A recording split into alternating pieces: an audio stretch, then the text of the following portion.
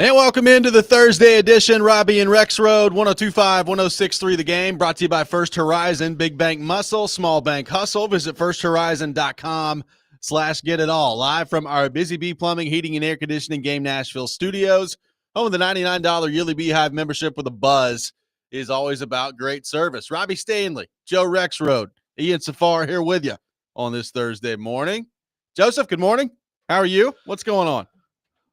Probably like you, tired. I don't know how. I had to tap out after the first overtime, which sucked because it was such a fun game. But I had to tap out. Well, it only lasted one overtime. It's just one overtime. Wait, what are you talking about? It was one overtime. He scored in the second overtime. He scored with like 30 seconds left in the first overtime. Oh, my God.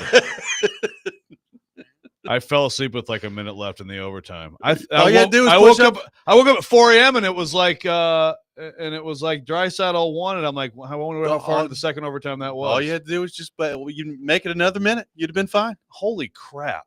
Like I seriously was like at the very end of the overtime.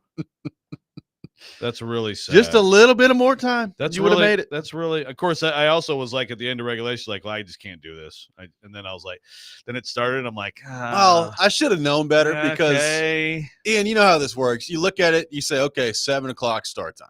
Mm-hmm. So that usually means 7:08 somewhere around there. 7:20 in the playoffs. They just got all this the pomp and circumstance. I don't even know if they got going for 7:30 last night. So it was like, all right, well, we're already behind the 8 ball a little bit here, and then of course it goes to overtime. But yeah, he made it because I was with you. I was like, you know what? It's game one. I don't know that I can justify staying up 3 overtimes for game one. If it was the last game, like game 7, I'd do it. But I'm going to sleep, and then Drysdale scored, so I was good. I didn't even make it to overtime, so good for you guys. Thank you. End of regulation, 10:00. I was done. I was gonna do that, and then it was like I was just doing stuff, and then it started. I'm like, okay, I got it. And then oh man, I woke up at 4 a.m. To pee, or maybe 3 a.m. Whatever it was. And I of course looked at my phone, and I just assumed it was way into I was like, how early in the second overtime was that?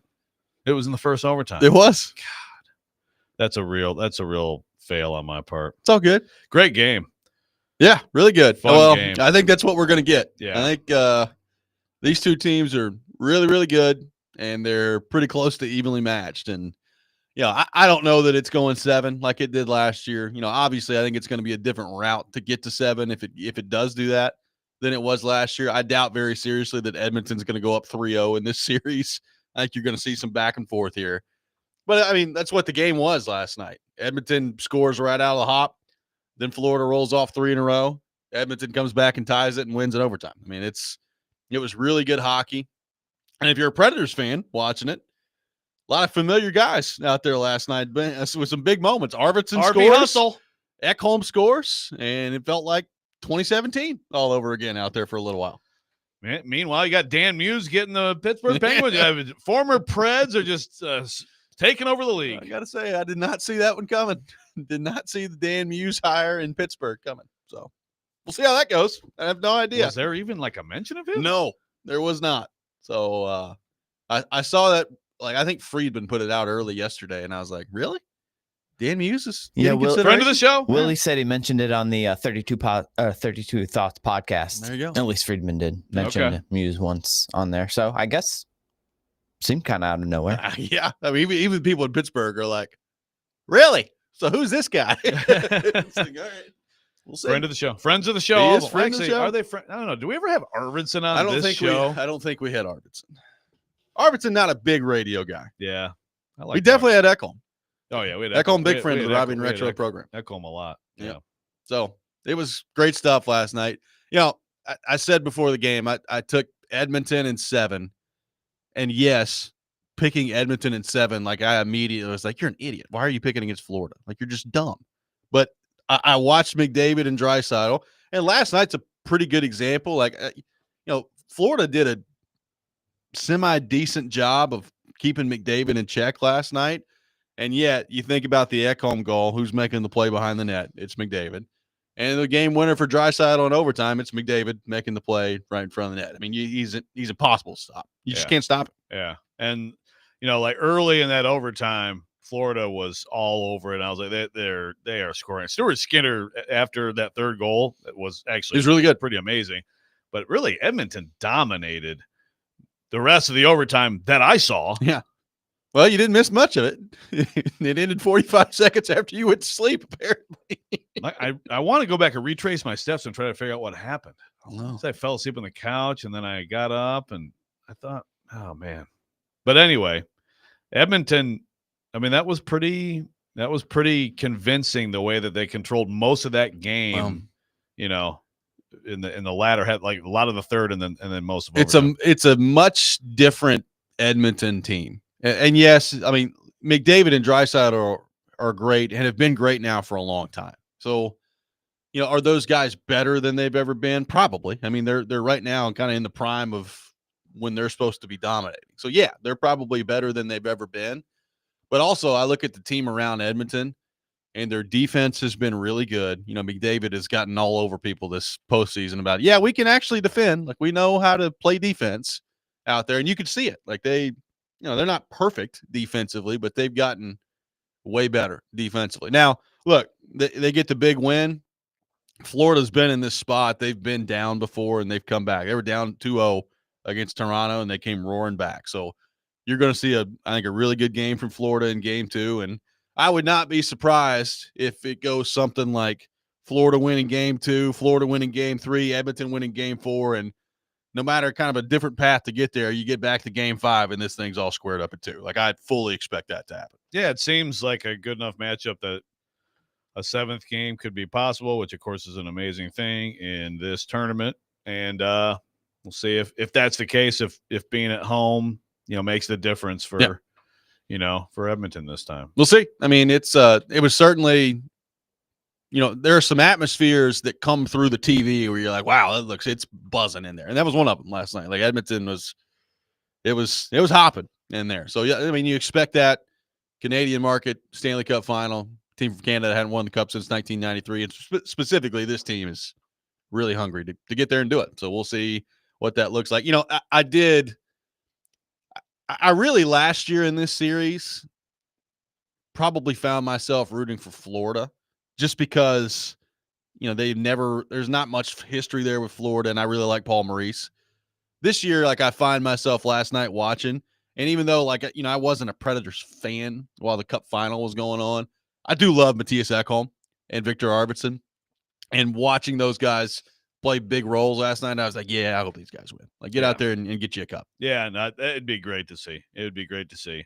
Yeah, I mean, both great guys and both huge parts of the Preds, the best stretch the Preds have had. Yep. I mean, Arvidsson, I know in 17, one of the storylines, he didn't produce in the postseason like he had in the regular season, but still, I mean, he had some huge goals. Yep.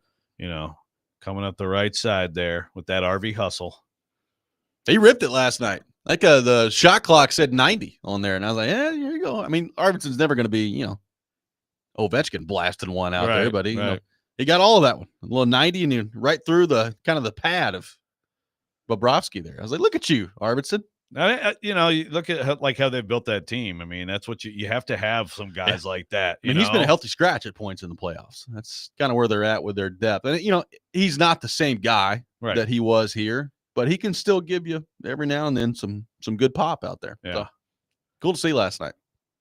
Yeah. Ekholm, I'd like to see them win it. Ekholm getting back in there. Like, Elliot Friedman was talking about this on 32 Thoughts, and I agree. It's kind of amazing that Edmonton got here basically without him. Like, he played one game in the Dallas series, which was game 5 that they won. Up in that, he hadn't played in the playoffs. And the fact that they were able to win and really defend as well as they've defended without him kind of scares you a little bit if you're Florida, like, oh crap, he's back the whole time now. And then last night, he's playing his, it's an overtime game, so he got to exaggerate a little bit. He's playing his 30 some odd minutes last night, and he looks like Mattias Ekholm. Yeah. So. Yeah, so like we were talking about with Dan Rosen, you get that trade-off. I mean, Zach Hyman is a huge loss, of course, but get the help on the blue line like that. Yeah. I mean, it's a good thing to have if you're them. They can handle the offense, as we can see. Yeah. They can handle the offense. So going to be a fun Cup final. Looking forward to Game 2 coming up, and I think we're in for a heck of a series in the Stanley Cup final. We got a lot to get into on the program here today. We'll have Vinny Goodwill from Yahoo talking NBA Finals coming up at 7:30. That begins tonight. So the Stanley Cup final underway last night. NBA Finals getting underway tonight. Charles Robinson from Yahoo Sports will be with us at 8 o'clock. We'll get into all things Titans and NFL with him later in the program. We'll have the best and worst things in sports coming up later this hour at 6:45. Speaking of hockey, there was a mock draft done earlier this week that, frankly, if it plays out this way for the Predators, I think you're going to see a lot of excited Predators fans. We'll get into that coming up next. Robby and Rexrode, 102.5, 106.3 The Game.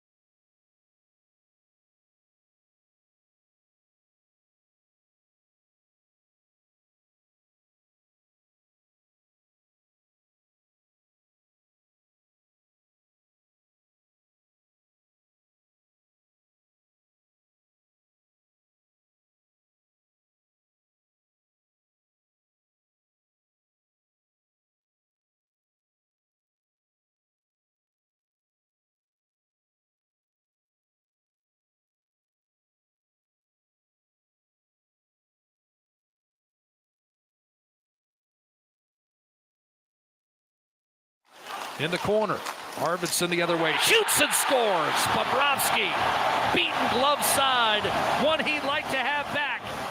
And Edmonton gets a break. Victor Arvidsson with his second goal of the playoffs, and the Oilers are within 3-2. Oilers move in left to right. Kapanen to the net. McDavid out front, shooting and scoring. Matthias Ekholm ties the game. 3-3, brand new hockey game. 13 and a half to go. Nugent Hopkins on the left half boards under pressure.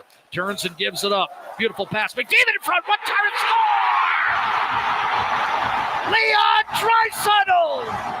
4-3, Edmonton in overtime!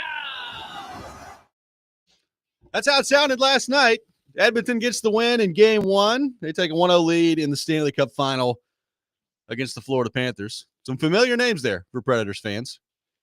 Victor Arvidsson, Matthias Ekholm, and the guy who scores 1,000 goals every time you play him, Leon Draisaitl, last night. Yeah, there's that too. Remember when Pekka Rinne dominated the Oilers for a long time? And then all of a sudden, wow, Pekka Rinne's won like 15 straight against the Oilers. And then it turned. It flipped. It turned a little bit. It's like, wow. Leon Draisaitl scored 15 consecutive goals against the Predators. It's unbelievable what they do. We'll see what happens in game two of that series. But, Joe, whenever this series comes to an end, that means we are getting ever closer to the NHL draft, which is later this month for the Predators. The first round coming up on June the 27th. So we are 22 days away from the NHL draft coming up. Predators holding the number 5 overall pick. So that means, Joe, that we're getting into mock draft season. Not in the NFL, but in the NHL. Rarely do I pay attention to these mock drafts in the NHL because, frankly, the Predators usually have not been in enough of a spot where I really care all that much to look at the mock drafts. This year they are, and you're picking number 5. And Corey Pronman, who does a great job at The Athletic, kind of scouting through all these guys and putting together some of these mock drafts, and also does some really good, prospect reports and things of the like. He's got an interesting mock draft that, frankly, if I'm the Predators and I'm a Predators fan, I would probably sign up for right now and I would take. Now, the first 2 picks in his draft are no surprise. We've talked about these guys a lot. Matthew Schaefer, the defenseman, He's got him going number 1 to the Islanders. He's got Michael Misa, who we've talked a lot about, going number 2 to the Sharks. I think regardless of what order it is, if the Islanders stay at 1, there's some talk about maybe the Sharks throwing an all-out blitz at the Islanders to try to move up to number 1 to get Schaefer. I think regardless of who's picking at 1 and 2, you're going to see Schaefer 1, Misa 2. I think that's the way it's going to go. We've talked about kind of the interesting log jam after that. We've talked a lot about James Higgins all year long for a potential target for the Predators. At one point, he was viewed as maybe he's going to be the number 1 guy. I mentioned when the Predators lost out on the draft lottery, there's a kid named Anton Frundell who's gotten a lot of love lately. Well, Pronman's got Frundell going number 3 to the Blackhawks as a centerman. Porter Martone, who's a very, very talented winger, he's got going number 4 to the Utah Mammoth, which I will have to get used to saying the Utah Mammoth, which means that at number 5, James Higgins is available for the Nashville Predators, and that's who he's got him going with. The number 5 pick, he's got the Predators taking James Higgins. Says, quote, Nashville adds high-end skill and speed down the middle with Higgins. Even if he isn't the biggest player, he brings the potential to be a major point producer. This is the write-up on James Higgins. Now, he's right about the size, and that's really the concern with Higgins is I think he's 5'10", and he's listed at 177. So he's got a lot of bulking up to do there. But the high-end skill, and, we've had Adam Kimmelman on. We've had different people on over the last few months. And I remember Kimmelman saying, at the high end, he might end up being like a Jack Hughes type of player.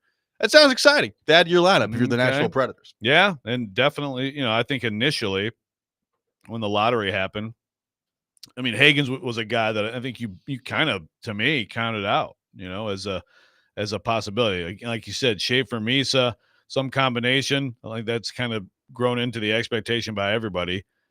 We've talked about Porter Martone for sure as a winger that maybe would be there, and then it still could be the case, but Frundell seems to be the thing that maybe has changed a little bit, if this is really how people are thinking. And, it's an interesting thought here too. On Frondell with the Blackhawks, the possibility of, pairing with Bedard and moving Bedard to the wing. Yeah, it's interesting. I don't know if that's the way to go. That's the way that I would go long term.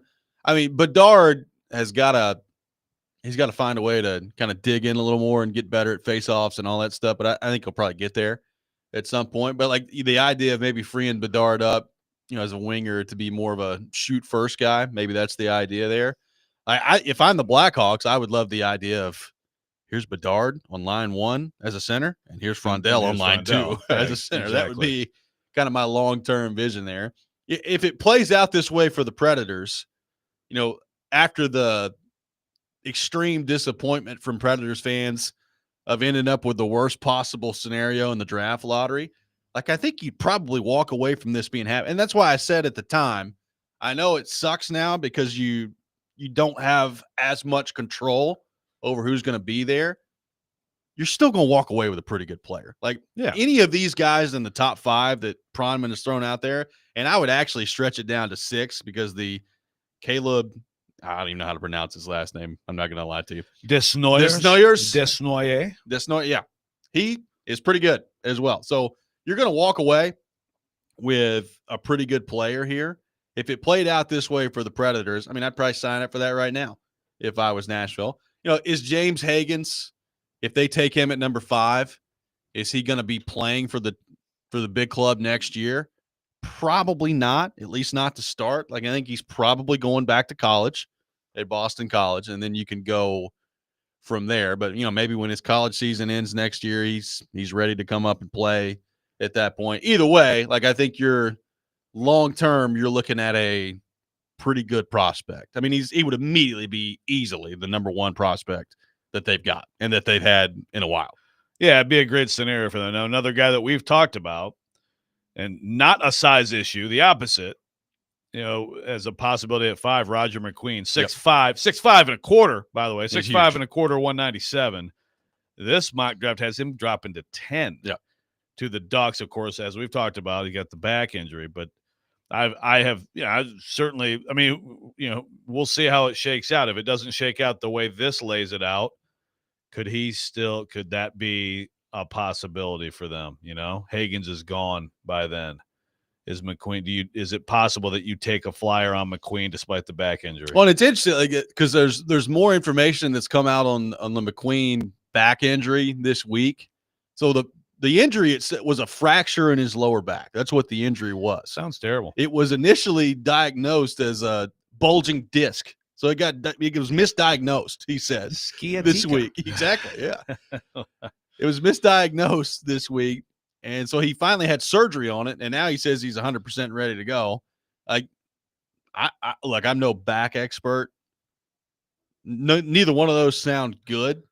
I would assume that you'd rather have the fracture than the bulging disc, just because it's a break, and so you can just repair it and go, rather than some lingering degenerative back issue at that point. So maybe that helps him out in the draft. I don't know, but it's going to be really interesting to see where he goes, because I think he could go anywhere from 4 to 15, somewhere in that range. Yeah.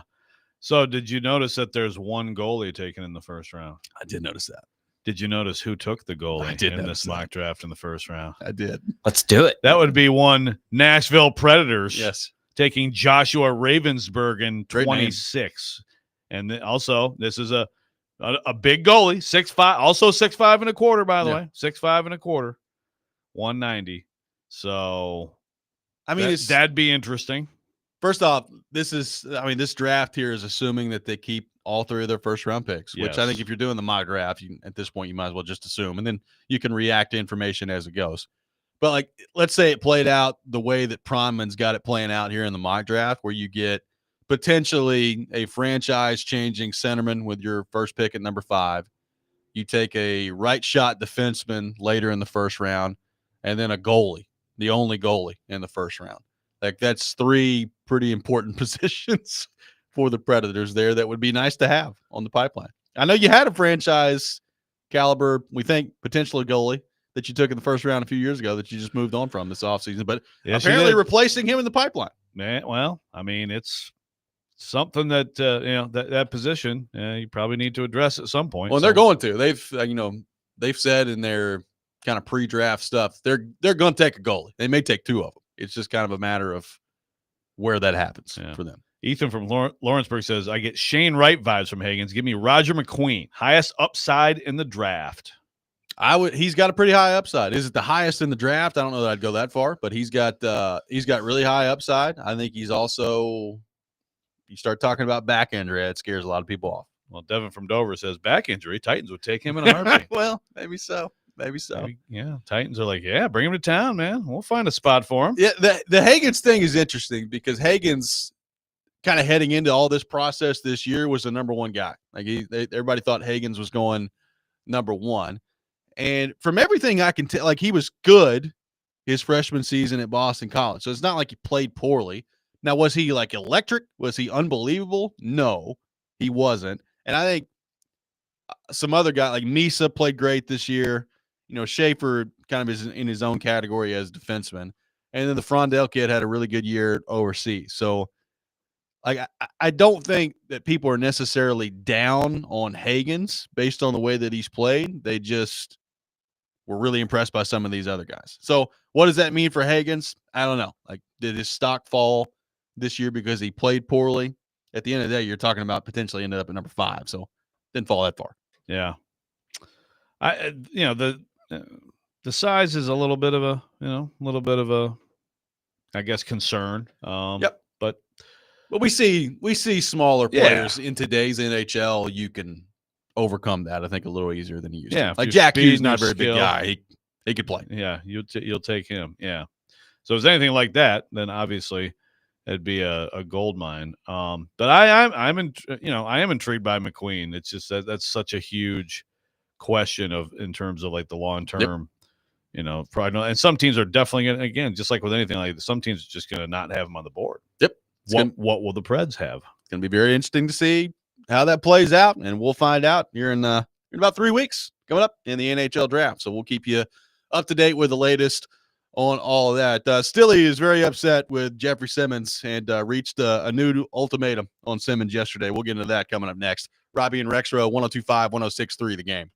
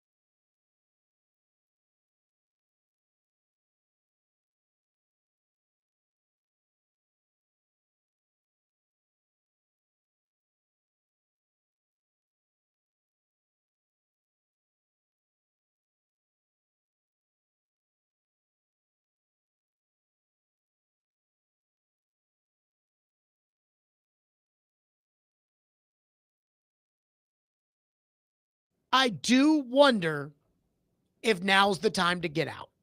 And if the guy to get out with is Brian Burns. My guess is the Giants would probably want to trade you Thibodeau before they'd want to trade you Burns. I'd rather have Burns. Trade for Brian Burns, put him at edge rusher, move Draymond Jones inside a little bit, expect sacks from Burns and Arden Key. Tavondre Sweat's going to play more. He's fine as a nose tackle. He doesn't sack the quarterback, which I would prefer, but fine. But this is kind of the first time that I've ever thought to myself, okay, this just isn't working out. And the Titans can't go back on Simmons is our guy. They can't go back on it. They're not going to strip him of the captaincy. They don't do things like that.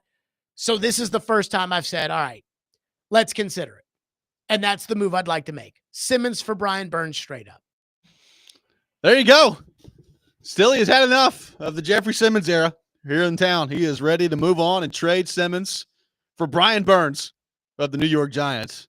Rexrode, we're going to get to a couple things that Stilly said throughout his program yesterday, including a Vanderbilt baseball take that continues to just boggle my mind that we'll get to later in the program at 7:45. But Jeffrey Simmons obviously has been a popular topic of conversation after he has not been at the OTAs for the Titans to this point. Now, minicamp is next week. As Kuharski said yesterday, you would assume that he will be there at that point. So I don't think there's any reason why he wouldn't be there at that point. But he has not been at OTAs to this point. And Stillman, ready to move on, ready to trade Jeffrey Simmons, as you heard there, for Brian Burns. Straight up, your thoughts? First of all, I'd like to point out that you're bringing up Stilly, not me. So, so someone on rarely the text line is always like, oh, talk about. So I'm just sitting here, man. I'm just sitting here doing a show. Every now and then, I've got to be the one that brings him up. My favorite part of that was like, move Draymond Jones inside a little bit. What does that mean? Like, sort of move him inside, in between somewhere? We want you halfway inside, Yeah. halfway on the edge. You're a 4.5 technique. Okay, how about that? Let's try that. Just stand straight up and pick which way you're going. Yeah, I mean, I don't know. Is this a remotely, feasible trade from the Giants' perspective? That they want to do that?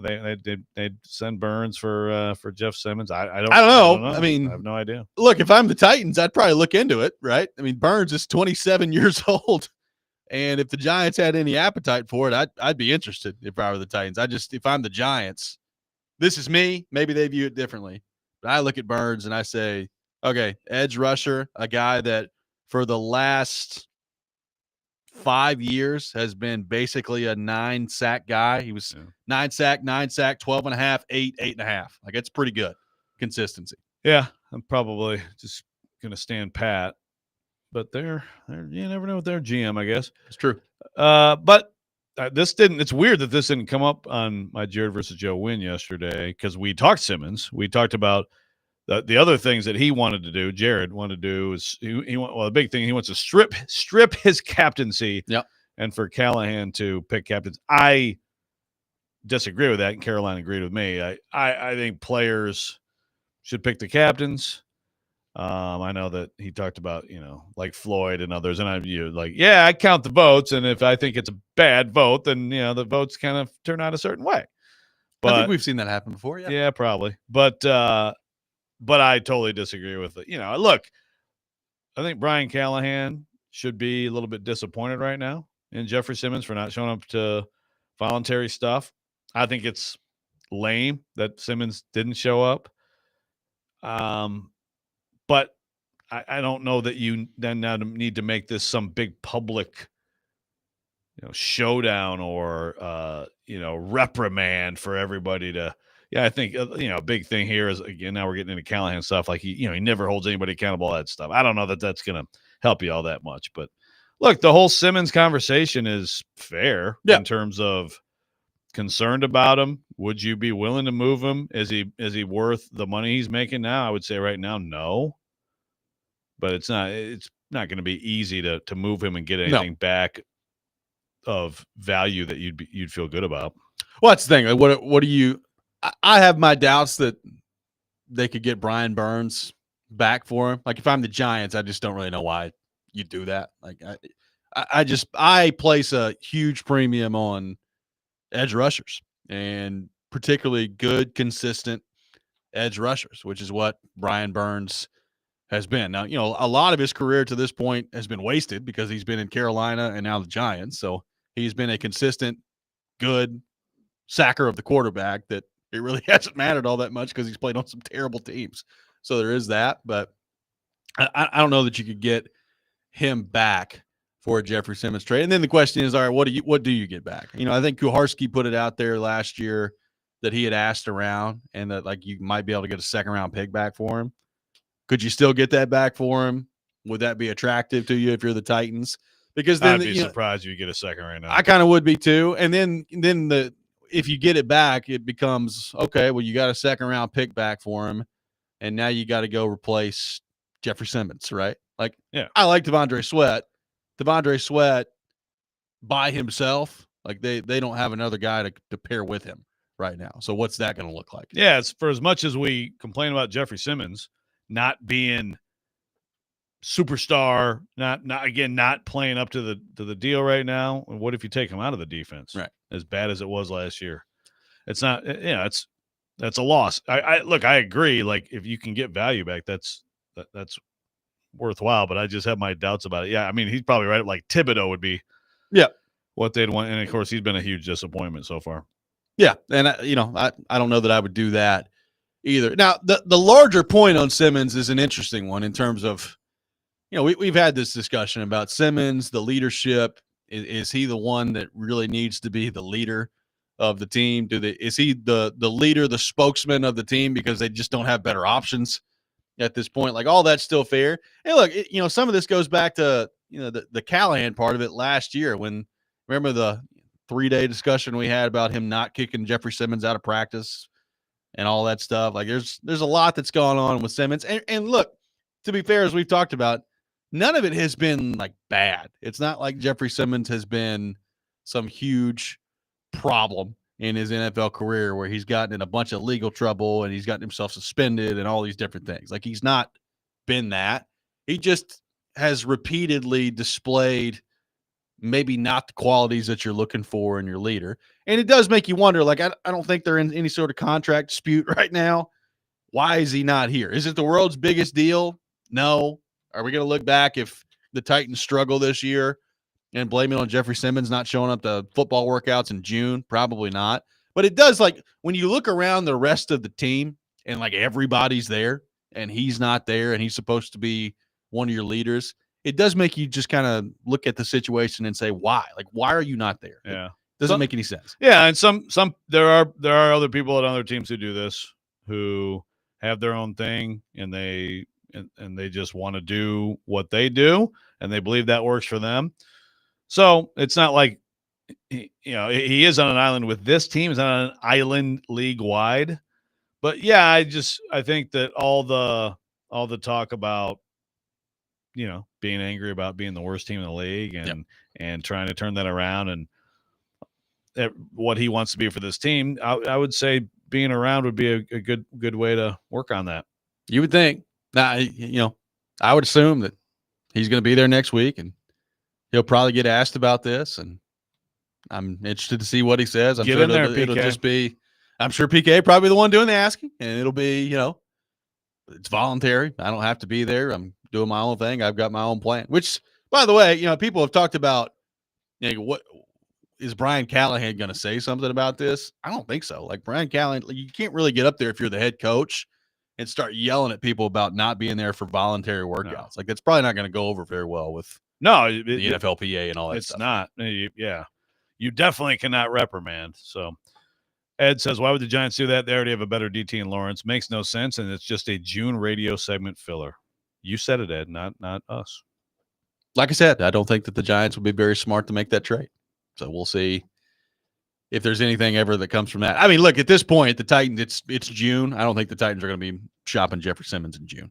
I think if that was going to happen, you probably would have seen it earlier in the offseason. Yeah, I agree. And you need to start moving forward with your team. Denard Wilson needs to know what he has. You're trying to put a defense together. He'll be on it. He'll be on the team this year. And he'll probably be a team captain too, which is not a bad thing. It's just that they need some other people to emerge and maybe maybe let him step back a little bit would be good. The question is, who is that?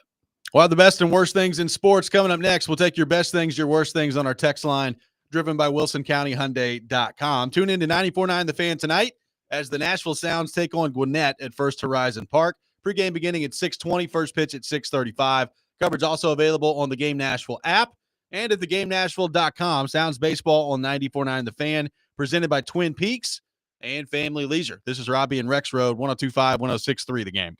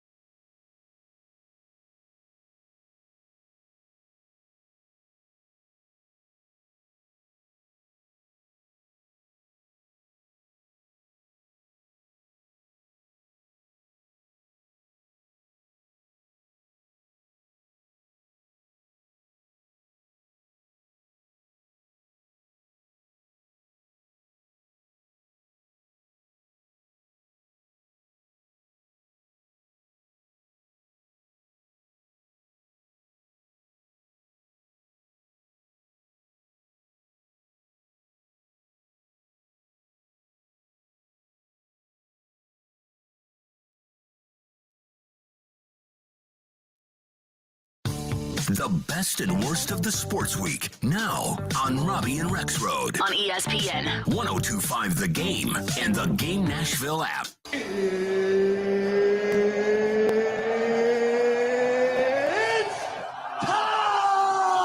This is the worst. You look like you're feeling sorry for yourself. I believe in miracles. Yes! He's one of one. He is him. This is a Coke bottle. It's not a crystal ball. when I woke up this morning, I was feeling pretty dangerous. It is that time of the week, time for the best and worst things in sports. We'll take your best things, your worst things on our text line driven by WilsonCountyHyundai.com. Rexrode, kick us off, sir, with your best and worst things in the world of sports. All right. Real quick, I'm going to let Double Door in Memphis have a quick guest, best and worst. I know we usually do this after we say ours, but his best was a brief conversation with me on Jesse and the Drive. It was good to meet you, Double Door. His worst, it's a good worst, Florida and Wake baseball coaches' behavior. But my worst is Vanderbilt baseball. My best is Tennessee baseball. It's pretty simple, man. I mean, it's Tennessee. GB Joe, baby. Yeah, and again, I'm not picking sides at all, but it is what it is. Tennessee, that's 5 straight to the second weekend. No one else has done that in that time. It's pretty impressive. And being challenged, because you are challenged in this tournament. Wake challenged them, and they responded. Then Vanderbilt 4 straight not getting to the second weekend, which is hard to believe, honestly, when you really think about it and the quality of the teams that they continue to have. Yes, they've had flaws. Yes, they need more power hitting, all that stuff, but it's way underperforming in the postseason. Yep. Especially for this team and the team 2 years ago, a number 1 overall seed and a number 6 seed. And that's my worst. Pretty simple. I think that's very fair. Ian Safari, your best and worst things in the world of sports. I'm going to channel my inner Keyser here and go best as just cup final. Going hockey. It's pretty awesome. I mean, the rematch, both teams. I mean, game 1 already to overtime. McDavid and Draisaitl, Florida responding back and forth. Looks like it could be a very good series. So I'm going to rock with that as my best, the combo. And worst, I'm a little sad note. The sports science guy, John Brink, has passed away. That does suck. Yeah. Young. Wasn't he like 54? Yeah. And so I think he was battling some things from what I was reading. So just sad. I remember that show. I used to love that when show. That came on like ESPN or ESPN2. Yeah. Something like that. It was always pretty interesting when that kind of stuff was first like emerging in the sports world. And now it's just, you don't even think about it. It's just all the teams, all the money they put into all that kind of stuff. So yeah, sad note there. I used to love that show. Yeah. Like, it would come on. I'd be like, this is the coolest thing in the world. This is awesome. I'd watch every episode. Very good cool stuff. show. Very sad news on that front. My best thing in sports, I'll go a couple things here. Connor McDavid specifically, and the kind of the run that he's on. It was interesting to get Dan Rosen on a couple of days ago talking about how weird kind of the timing is with this lining up. Of if you look back through history and Gretzky and Messier losing the first time around and then winning the next year in the Cup final, Crosby and Malkin doing the same thing, and McDavid, Draisaitl with the opportunity to do that now. So. And just watching that guy play, I've said it before, I stand by it now. I think of the athletes out there in the big 4 of team sports that we watch in this country the most, he is the best at his sport. And I know he hasn't won a championship yet. I got a feeling that may be changing here in a few days. But he is, to me, the best athlete currently going at his sport in the sports that we watch. And I include Mahomes in that. I include everyone in that. He's that great. So, can't argue. If you haven't watched him in the playoffs, I would encourage you to watch him in the Cup final because it's been unbelievable. My worst thing in sports, I want to go back to this Peter DeBoer thing in the Western Conference final. They were going to lose that series, so I don't think this is like some series losing decision for him. But you are talking about a team that has gotten to the Western Conference final 3 years in a row. They've paid their star goalie, and they got down 2-0 in a blink of an eye in game 5, and he pulls the goalie to the side. They're like at a TV timeout, and the goalie, Jake Ottinger, is skating back out to the net, and DeBoer's like, no, come on off. He pulls him. In game 5 of the playoffs, when you're down by 2 goals, like 3 minutes into the game. Like, it's unbelievable. And apparently the fallout from that, it did not go over well with the players. He's got 1 year left on his contract. There seems to be some noise coming out of Dallas that he might get fired, which is kind of amazing when you think about going to 3 consecutive Western Conference finals. It seems like an all-time, like, just total panic mishandling of a situation from a coach. And again, I don't think. And then the stuff he said about it. Yeah, and then he doubled down on it. Was like, basically our goalie kind of sucks against Edmonton. He didn't say it that way, but that's basically what he was saying.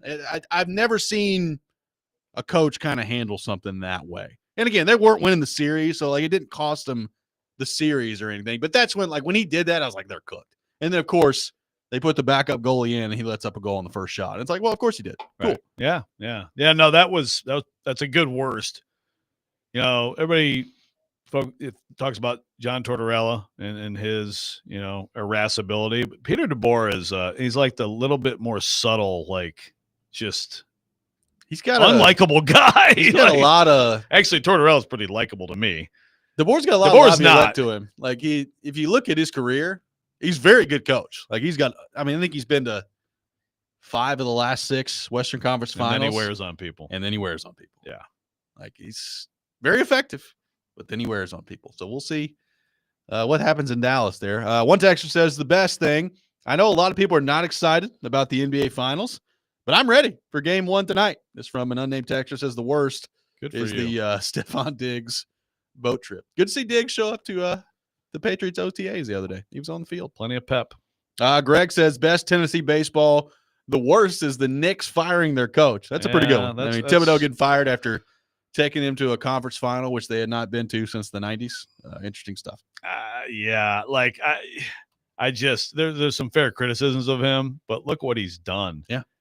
I bet anybody right now that whoever they hire, and I know there's talk about Jay Wright, he knows, Brunson and Hart from college. I mean, whoever they hire is not getting the Knicks to the conference finals next year. Let me put that down right now in writing for you. Okay.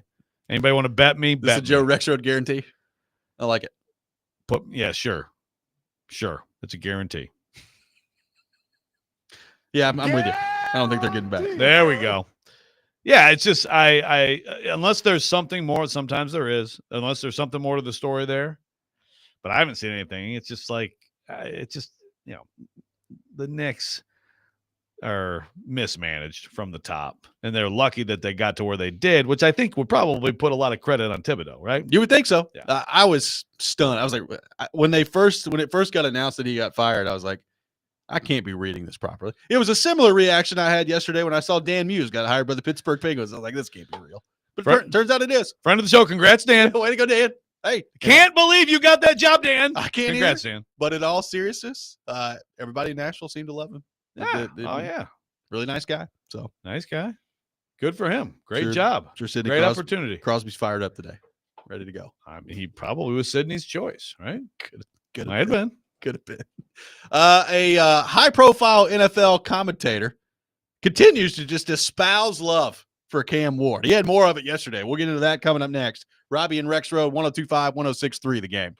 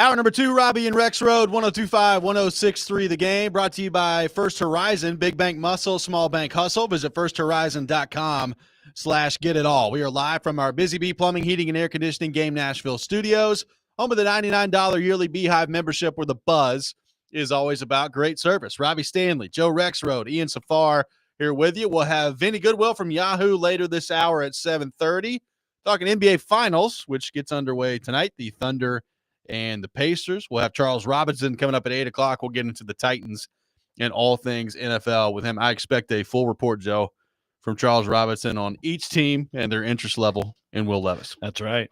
We'll see what happens. All 32. We gave him homework. I want the return from, or I'm sorry, all 31 other teams. Yeah. And Probably not. What the return will be for Will Levis. Hey, maybe Vrabes. Get up there and be the backup. He had some good games for Vrabes. Some. Yes, Go he up there did. and compete with Drake May. Maybe so. Speaking of quarterbacks and Titans quarterbacks, boy, there's one person out there that absolutely loves Cam Ward. Louis Riddick, who, if you'll remember, we had discussions about in the pre-draft process, Joe, and he was talking about, believing that Cam Ward could have the same impact that Patrick Mahomes had, and was like, so do you mean like 3 Super Bowls and being one of the greatest quarterbacks of all time? Is that the impact we're talking about? Because if so, that's awesome. Take him if you're the Titans. Pretty good impact. Loved him some Cam Ward.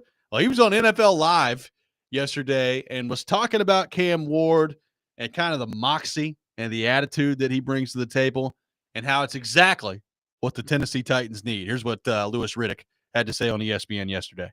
I think the thing that you're going to see with Cam Ward as this season goes on and as his career progresses is that this guy is a football savant when it comes to being able to digest large amounts of information and really play at a high level in terms of football IQ.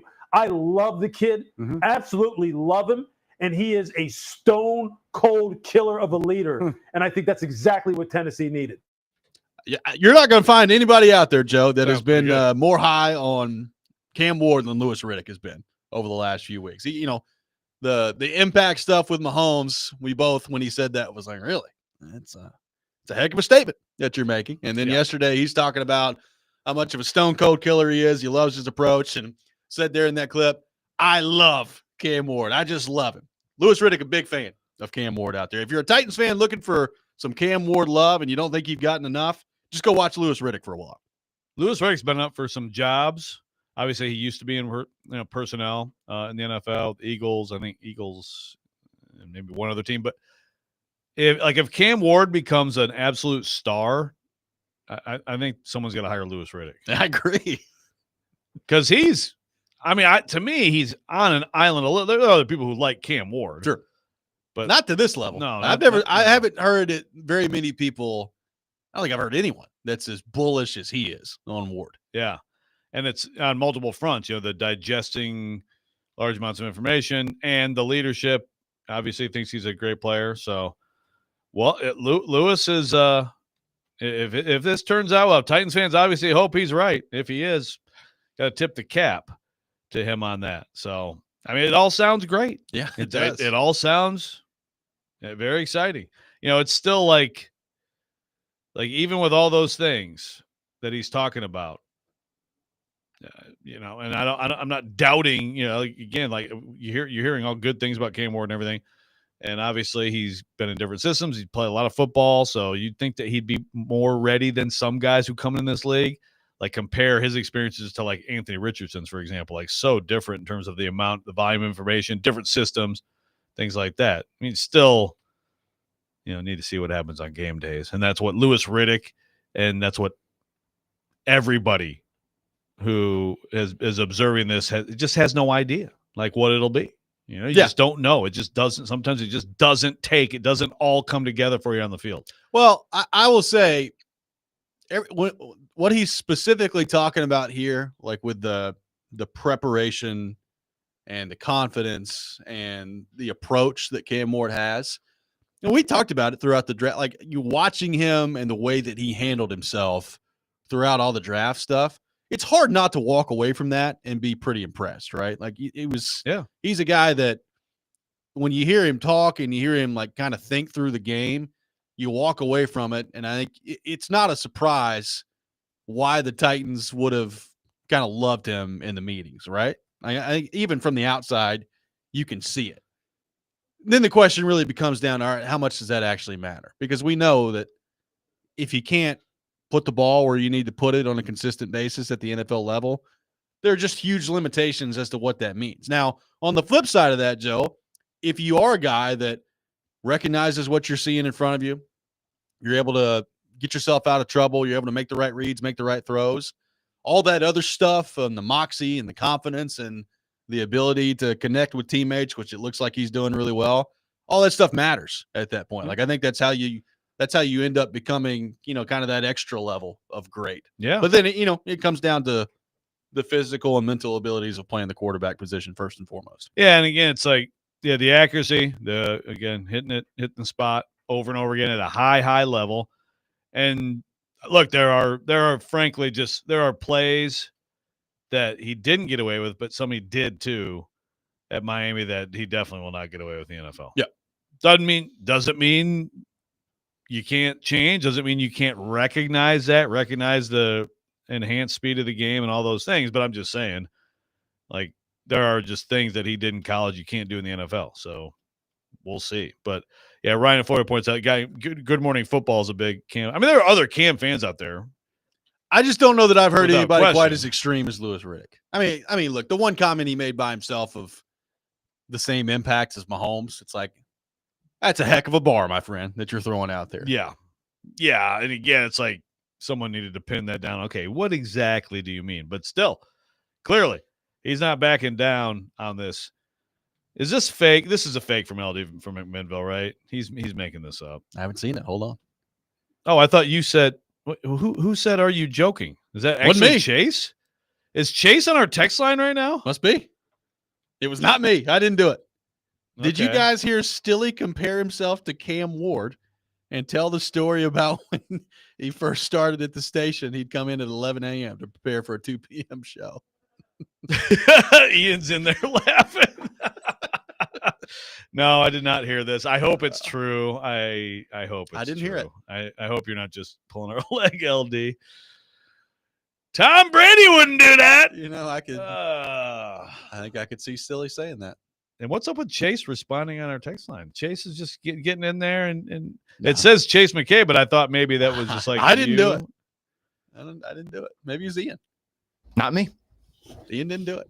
If it wasn't me, it wasn't Ian. I have not seen wasn't Chase you. interfere with our interactions with our readers. Yeah. I don't know. I may have to get on there in the question of the day and put in my 2 cents today.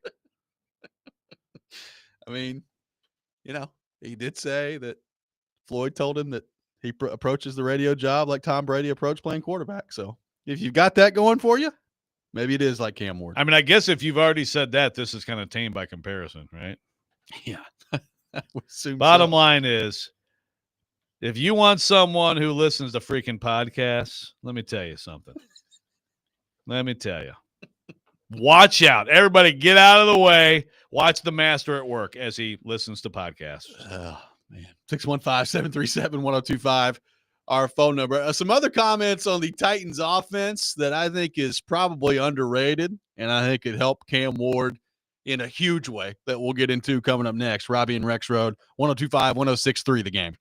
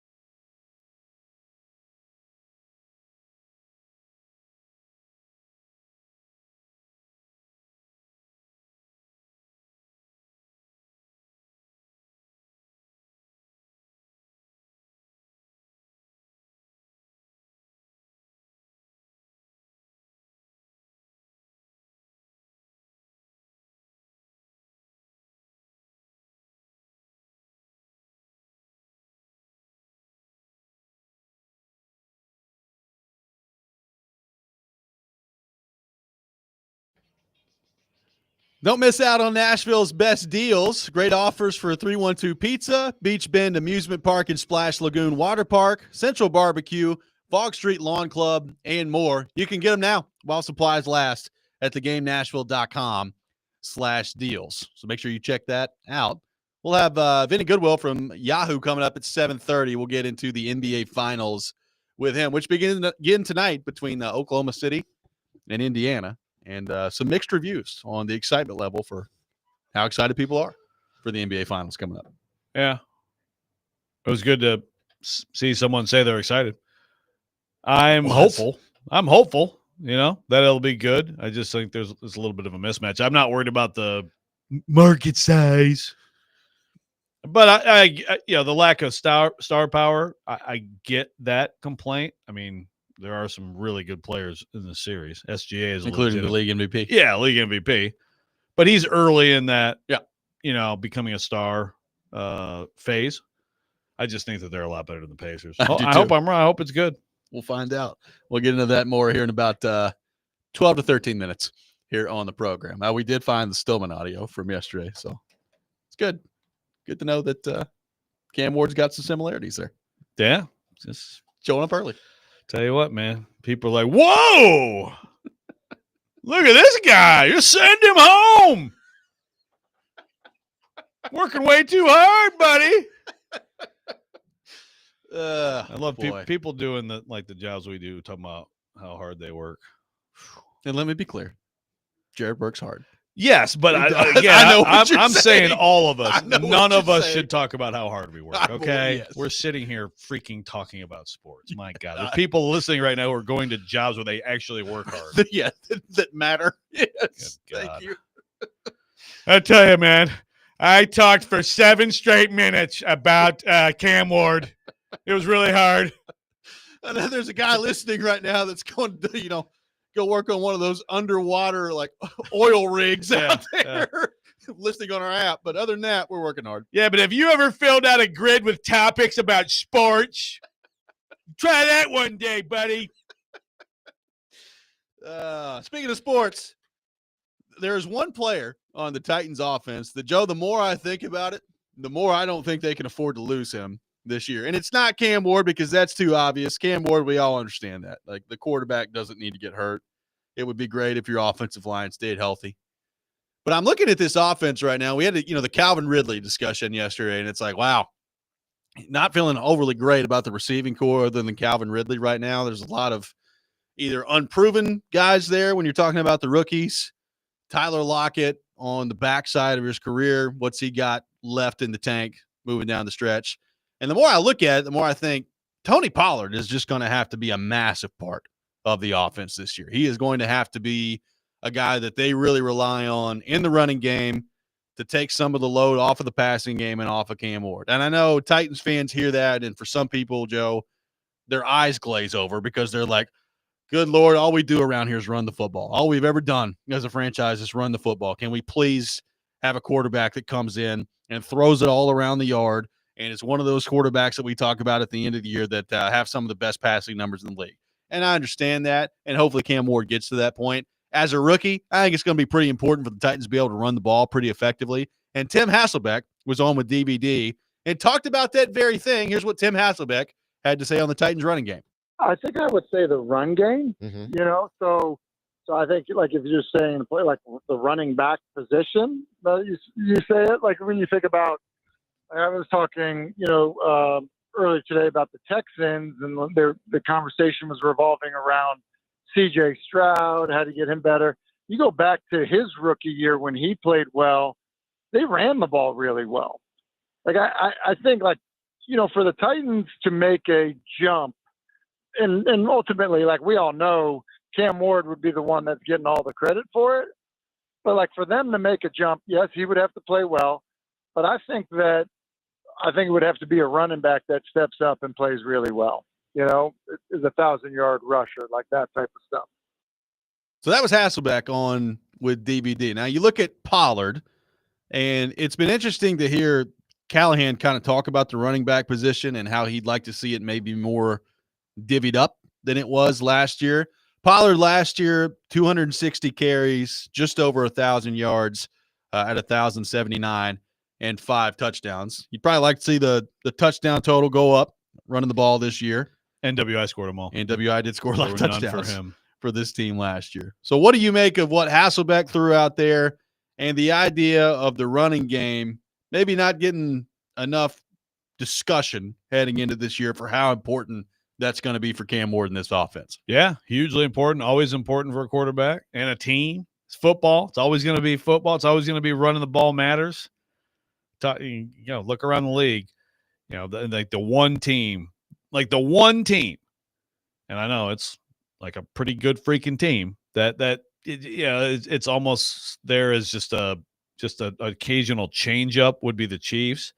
I mean, even the Bills, I mean, you think about, you know, like they have not had, although they have a good running back now, but you know, they have not always had a great running back, but the QB run game has been a huge part of it. Just one way or another, running the football matters. Pollard's good. I think he's one of the better players on the team. Maybe part of the eyes glazing over and lack of excitement about it is just because like the last guy just went to Baltimore and had 1,900 yards last year. Could be. I mean, maybe, you know, that could be part of it. Like, it's pretty good. It's hard to get excited about this guy when like one of your best players of all time just did what he did. That's fair. He's probably going to have a huge year this year, but no, look, I mean, Tony Pollard's really good.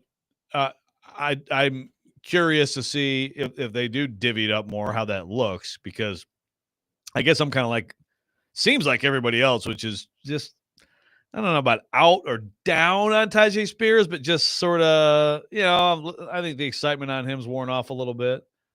You know, I'm not excited about Tyjae Spears. I can tell you that. Yeah, and I do. I like Mullings. I like that pick where they got him, and I think he's an intriguing power back. But what does that mean? Like if I'm like the way Tony Pollard played last year, if I have 3rd and 1 this year, I'm going to him. Yeah, that's what, like, I look at Callahan's comments, and he's talking about trying to play, I guess, more running back by committee, and how in a perfect world you'd like to divvy up the carries a little bit more. And like, my question is, do you have the guys to do that? You know, does Spears, does he need to be on the field more than he's been on the field? Now, I know Spears last year was dealing with injuries, right? So that's certainly part of this. And when you look at the lack of production from him a year ago, that's a big part of it, is the injuries that took place. But I look at their running back room right now, and it's like, you know, I don't think Tony Pollard is in the same stratosphere as Derrick Henry, but Tony Pollard, I think, is good enough to be a lead back in the NFL. Do you have, like, is Spears good enough to warrant taking that many snaps away from Pollard? I guess would be my question. Not from what not based on last year, no. I guess the year before, look, going into last year, I thought it was really interesting. Like, is this an even split? We talked about that some. Like, who actually gets more carries, you know? And then it became very clear that there's a difference in the quality between those two guys. But, you know, Spears also had some injuries, and that's, you know, it's the first thing you think of, like, when he was drafted. But don't ruin his big night. Yeah. Hashtag, let's blame Ram. Yeah. Last year, there was a clear divide. So unless they're, and you know, what you hope if you're the Titans or a Titans fan is that it's not like they become closer because Pollard regresses some. You know, if Pollard's at the same level, it's hard for me to see why Spears would take many carries from him.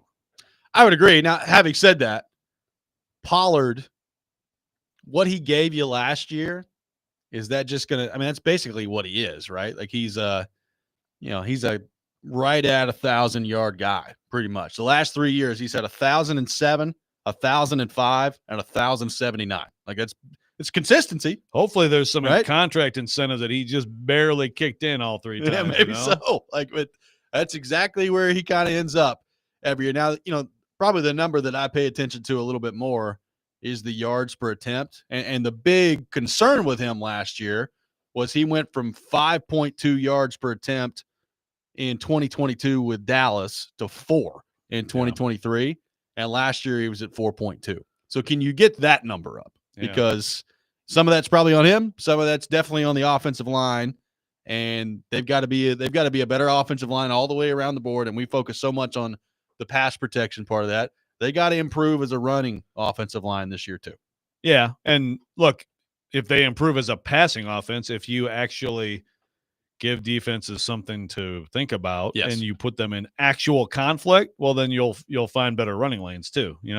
Both sides run and pass feed each other if you can actually find balance. So can the offensive line pass block to allow a better passing game? That will help the running game. That will probably help that average. I mean, Derrick Henry, you saw him last year. He's still a great player. He's one of the top 5 backs in the NFL. What was his yard per carry the last couple of years with the Titans? It wasn't good. He was running into brick walls. The offense was just barren. And so there's only so much you can do with that, no matter how good of a back you are. And then he went to Baltimore, and he got to 5.9 yards per carry last year, the highest of his career. Yeah, Like, how about that? How about that? That's some good stuff. We'll be joined he by didn't change. No. We'll be joined by Vinny Goodwill from Yahoo coming up next. Get his thoughts on the NBA Finals, which begins tonight. This is Robby and Rexrode, 102.5, 106.3 The Game.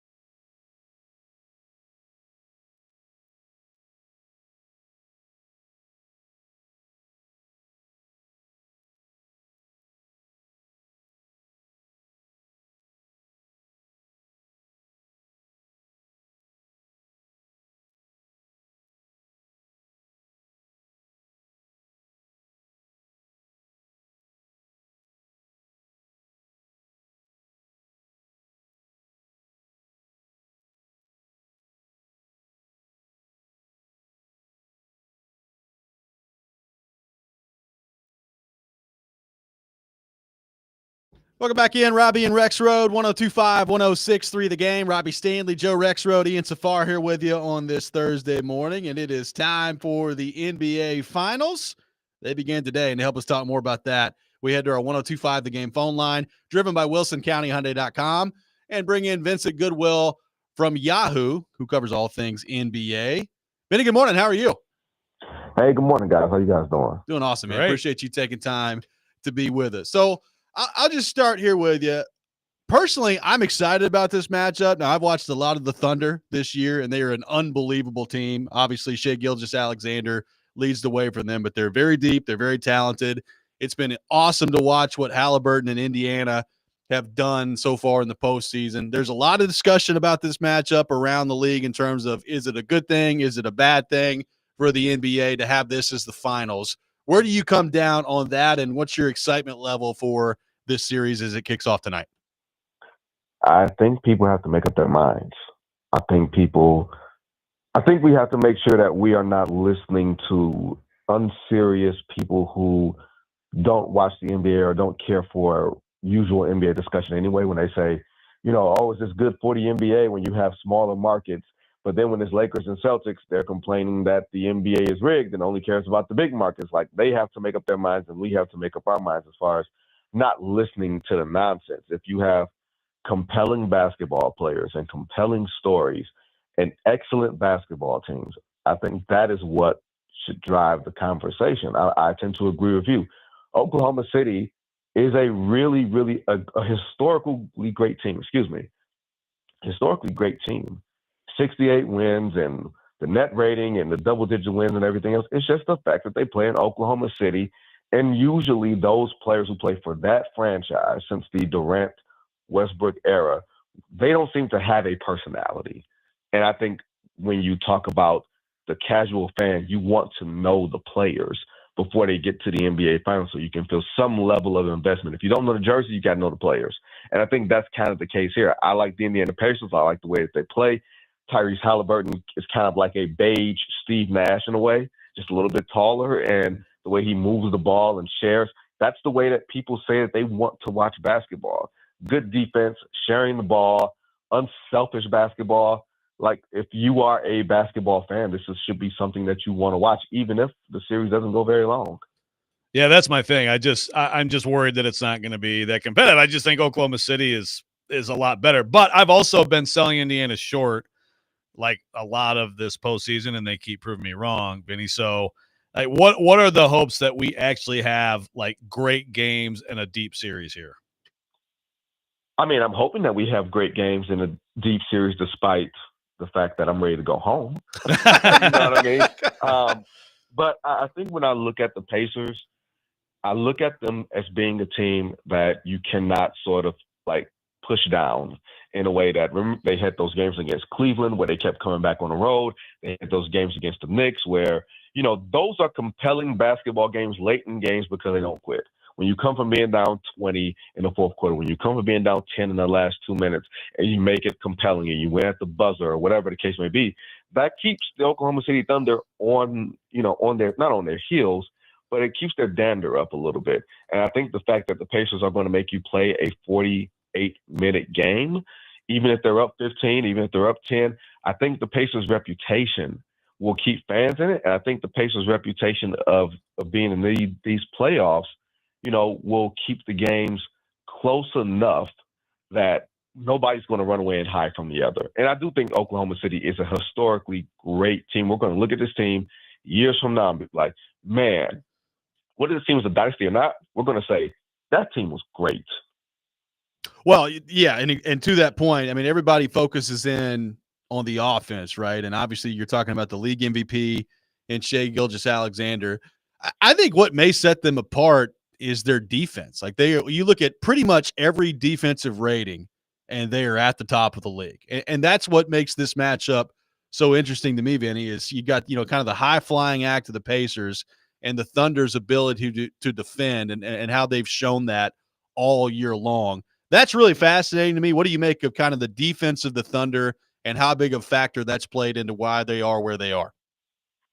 I mean, I feel like I would be dating myself when I say this, but you guys remember Nolan Richardson's 40 minutes of hell Oh, yeah. in Arkansas? Is that 40 minutes of hell here? It's like 5 or 10 minutes. But in those 5 or 10 minutes of hell, they go on like a 20-3 run. And you can't dribble, you can't pass, you can't get to the rim, you can't shoot. They just unleash hell on you at all positions, whether that's, Alex Caruso, who looks like Elmer Fudd some days, or, Jalen Williams and, Lou Dort, who was high in Defensive Player of the Year voting, or Shai Gilgeous-Alexander, who's an all-defense type of player himself. I think this is a historically great defense, and it's built in a way that you want NBA defenses to look. They're aggressive on the perimeter. They're long. They can defend at the rim. Like, if there is a reason to consider this team a future dynasty, if we're going to ever have one of those things, it is because their defense does things that NBA defenses are not supposed to do at a high level and with such energy and such youth. I think this is one of the best defenses that the NBA has had to offer, probably at least in the past 10 years and maybe in the past 25. So indulge me a little bit, Vinny. I'm still sad about Steph Curry's injury and what that series would have been. If that had never happened, I believe they beat Minnesota. But could Golden State have hung with? Would that have been a better series, or was this just basically this was going to be OKC running through the West, no matter who took them on in the conference finals? I once believed in Santa Claus and the Easter Bunny too. No, I think I tend to agree with you that on some level Golden State would have beaten Minnesota, especially how they looked in Game 1, still in home court advantage. And Steph being the artist that he is, I tend to believe that. But the thing that gets me in the NBA playoffs is that you're playing every other day. And that means for older players, older teams, you start feeling it. The reason that Steph was hurt is because he got old. Not because he got old, but because he is old. And that doesn't change just because you didn't get hurt in Game 1. He might have gotten hurt later, or he might have gotten worn down later because you're playing every other day and then you're traveling and everything else. And those things tend to favor younger teams. Before the NBA playoffs, used to really favor the veteran teams, the teams that knew what they were doing and everything else. Now it seems to favor you got to have the energy to keep up.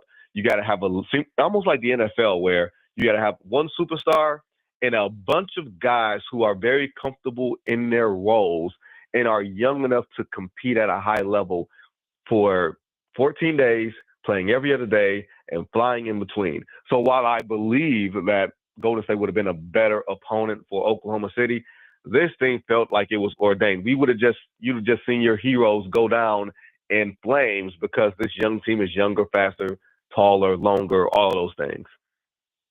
So Tyrese Halliburton, it's well publicized at this point, named the most overrated player in the NBA by his peers in a poll that The Athletic did before the playoffs. And we've seen his run here and some of the shots that he's made, just some of the moments that he's had. It's been unbelievable. How do you kind of put into words the postseason that he's had and what that's done for him in terms of the way that he's viewed and kind of his star power moving forward here? So you mean to tell me that all the people who voted, it was only maybe 13 players, to be perfectly honest. It wasn't like an overwhelming margin. But all the people who voted Tyrese Halliburton to be the most overrated player, all that meant was, I don't like Tyrese Halliburton busting my ass. I don't like his get down. I don't like the way that he moves. You think they feel, man, you know what? He's a great player. Have you met NBA players? Have you met athletes? These dudes are prideful. These dudes are competitive as hell and haters and everything else, right? I think it's a natural human thing. But as far as Tyrese himself, so much of the conversation with him has been about his daddy doing the stuff that his daddy was out here doing and everything else. But you're looking at a player who, when you're talking about quote unquote faces of the NBA and having, characters with like substance and everything else and having a little texture, I think that's the part of it. The Reggie Miller choke thing, even though it's a little dated, people can kind of relate to it. And even if you don't like him, I think it's good for the NBA to have somebody who you have an opinion about, because there's so many players in the league now who have been groomed to be corporations, where you don't see the real them. And the players that maybe you do see because they didn't grow up that way turns to be someone like John Morant, where you're like, man, can you grow up or whatever? There's not the real polarizing guys that you like he's a great player, but I really don't mess with him. Or he's a great player and I really get behind him. So Tyrese Halliburton is close to being that type of guy because of the histrionics and the antics and everything else and what people have said about him as anybody. And I think that's a positive for the NBA because you don't want the league to be homogenous. Yeah, I think I have my own theory, which is that his shot form is weird, and so people just don't think he's as good as he is. But I mean, no, he's been great as a player, but also as a personality. I agree. All right, Tom Thibodeau firing, Vinny. I find it to be like, the Knicks do something historic this year. It's an incredible story. Their fans get into it. And I understand there's fair criticism of him, like maybe, use the bench more or whatever. I find this to be a total Knicks thing, and they're going to get bounced in the first round next year. Is there any defense for this move? Well, I tend to think of stuff like this, Coach Fires. I used to think this was only applied in the NFL, but I really start to think it applies in the NBA too. You can legit make the case to fire 2/3 of any coach in the NBA and the NFL. You can make the case, right? It may not be a good case, but it's a case. Like, name somebody in your head. You're like, oh, if he got fired tomorrow, I could see it. I could understand it. I wouldn't like it. I think it'd be a little ridiculous, but I could understand how they arrived to the point. You fire someone when you get to the Eastern Conference Finals for the first time in 25 years, and you beat the defending champions. You fire that man because you want to. That means there was nothing that he could have done to legit save his job short of winning a championship. That is James Dolan. That is this weird situation where your best player and your lead assistant are father and son, and your best player plays a game that is very ball dominant, right? And yes, there's the minutes police. There should you use your bench more and all these other things. But the bottom line is the New York Knicks also looked at Tom Thibodeau and said, the job that we hired you for is not the job that we think you can handle moving forward with the players that we have. You can't change the players. You can't change Karl Towns, Jalen Brunson, some of those other guys. You can change the coach. And as we've seen across the NBA, when teams go into this very punitive second apron, whether that's Milwaukee or Phoenix or some of these other teams, the coach becomes the most expendable person because the teams are so expensive, the expectations are so high. Anything less than a championship is viewed as a failure, and the first person to go is usually the coach. Yeah, great point. Vinny, great stuff, man. Really appreciate you taking time to be with us this morning. We're looking forward to the NBA Finals getting underway tonight, and we'll talk to you soon. Joe Rexrode, can I go back to sleep now? Yes. Yeah, thank you, man. Thanks for getting up. Yeah, you got nap time now before shoot around. Appreciate you guys. Thanks, man. Thanks, sir. Appreciate it. Vinny Goodwill from Yahoo, our guest on Robby and Rexrode. Rexrode woke him up. He's ready to go back to sleep there, so I like it. It's Yahoo day here. It is. We'll have Charles Robinson coming up here at 8 o'clock. The Rob Rant coming up next. Robby and Rexrode, 102.5, 106.3 The Game.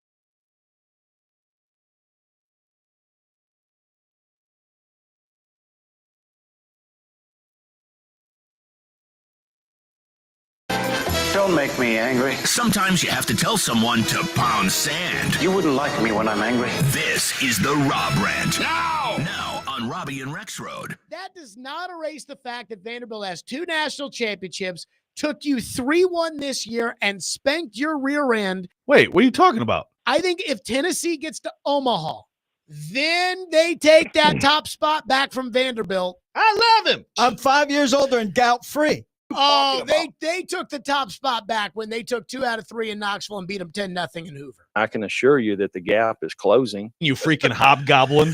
Joe wins this week.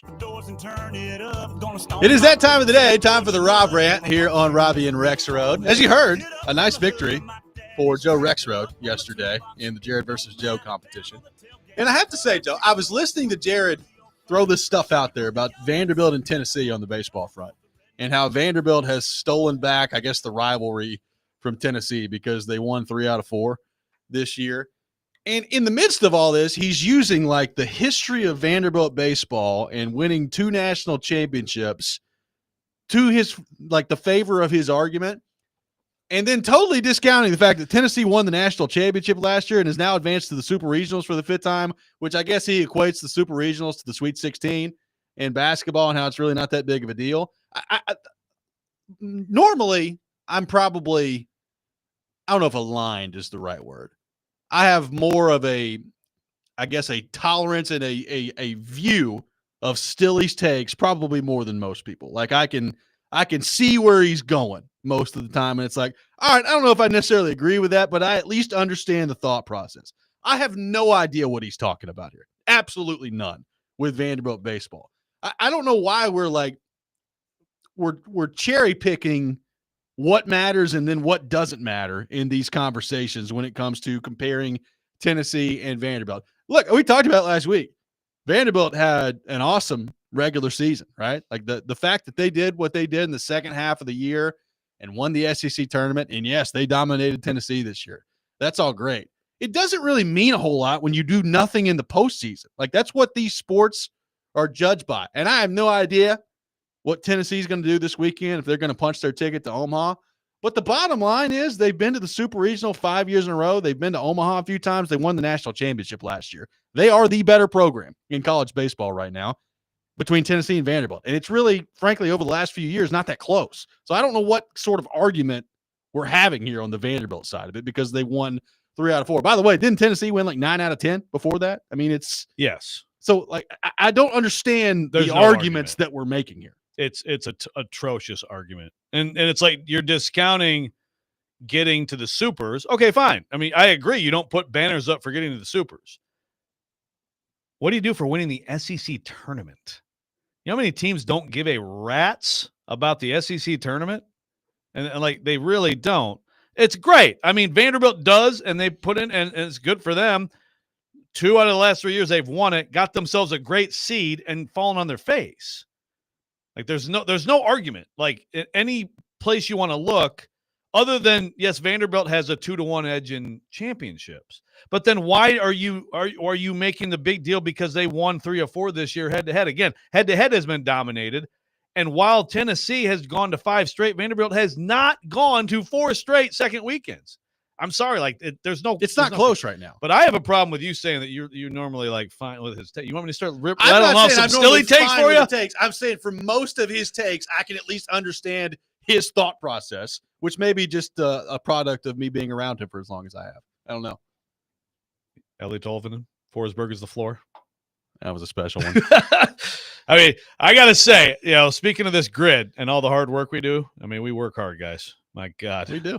Typing in the grid. Yeah. This says Stilly's take on Vanderbilt Tennessee baseball may be his worst. It's pretty ever. bad. Now you just bring up the Tolvanen one. We could do it all greatest hits here. That would be pretty special. The Tolvanen one I forgot about. To be honest with you. That was a good one. What are some of your favorites, Ian, since we're Oh man, there's just so many. It's hard to one that really stands. He had a really bad Bryce Drew take one year where he thought Bryce Drew was taking Vandy to the Final Four. Yeah, I know it was. Yeah, he said something like Bryce Drew will take this program to Final Fours or something like that, right? Yeah. But I think the thing that strikes me about this one is it's very un-Stilly-like because most of the time the playoffs and the postseason are what he cares about, right? Like, we want to win. We don't want to almost win. Isn't that what he says? Yeah. And now all of a sudden, like, the postseason doesn't matter. It's not, Vanderbilt having zero success in the postseason over the last 4 years just doesn't matter right now. Yeah. No, it's an atrocious argument. I mean, no argument for me with you that it's an atrocious argument.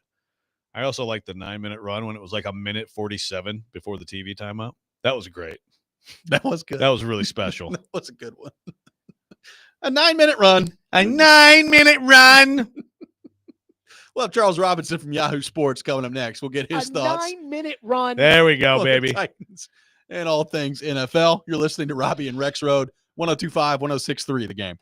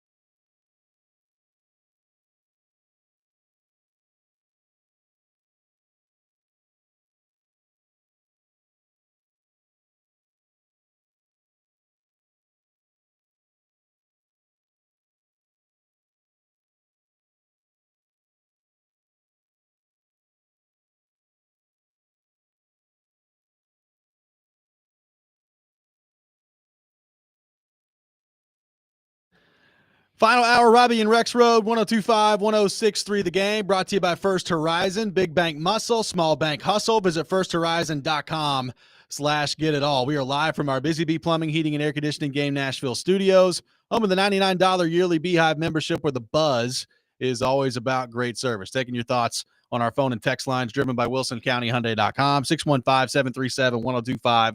Our phone number, 615-737-1025. We will catch up with Charles Robinson here in just a second. Got a lot of things to get into with Charles. We did give him a homework assignment last week, and I'm interested to see what Charles has found on his homework assignment involving Will Levis. Now, we gave him that assignment, Joe, and then other people started talking about it over the weekend around the world of the NFL. So I feel like we were the trendsetter. Yeah, I mean, Fowler was on ESPN talking about how he's not heard about any of that stuff. And Florio's like, it's dysfunctional for the Titans to keep Will Levis as the backup quarterback. So a lot of conversation about that. We now welcome Charles Robinson into the program from Yahoo Sports on our 102.5 The Game phone line, driven by WilsonCountyHyundai.com. Charles, how we doing, man? What's going on? I'm doing well. How you guys doing this morning? We are awesome. Appreciate you taking time to be with us. Charles, we gave you a homework assignment last week, one that I'm sure you were very excited to pursue. The interest level around the league in Will Levis. What have you uncovered in your homework assignment? I will be completely honest. Was not a lot of response.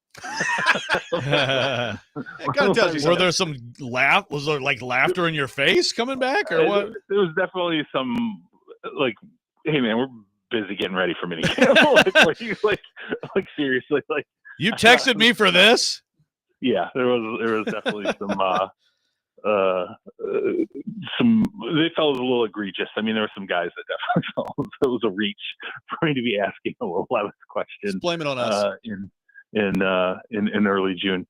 Although I will say this, I did come across one guy, like we were, I just said theoretically, I said, look, who in the league is a Will Levis guy? Like that's the thing. Like somebody's got to be a guy who is a guy coming in. And I had I don't know why, but in my mind, I'd completely forgotten. I think it's just because you just don't keep delving into Will Levis when you kind of see him come apart last season. But he said to me, he said, look, he said, you have to approach it as a GM. He said, you have to approach it when you want to move a guy. You have to approach it from need standpoint. He said, so you sit down and you say, okay, let me sit down and look at all the backups in the league, because he's going to be a backup. He's going to be an upside backup, a backup who's got ceiling still.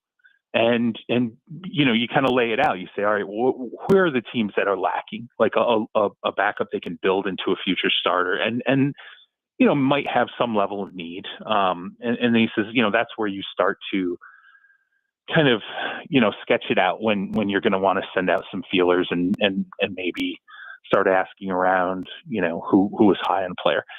So he said, right away, people should stare at, Jacksonville. He said, Jacksonville's Nick Mullins is their backup. It's one of, excuse me, he says, one of the worst backups in the league. He said, but what's more important there is who's their head coach? And I said, well, Liam Cohen. He said, well, do you know what Liam Cohen was doing during Will Levis's junior year at Kentucky? Or his good year before he went pro in Kentucky.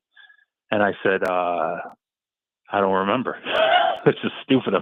He said, man, he said, Liam Cohen was Will Levis's offensive coordinator at Kentucky the last good year that Will Levis had at Kentucky. He said, Liam Cohen was a huge Will Levis proponent coming into the draft when he was the offensive coordinator for the Rams, and now he's the head coach of the Jacksonville Jaguars. He's like, how did you not make this connection? I was like, because I'm stupid.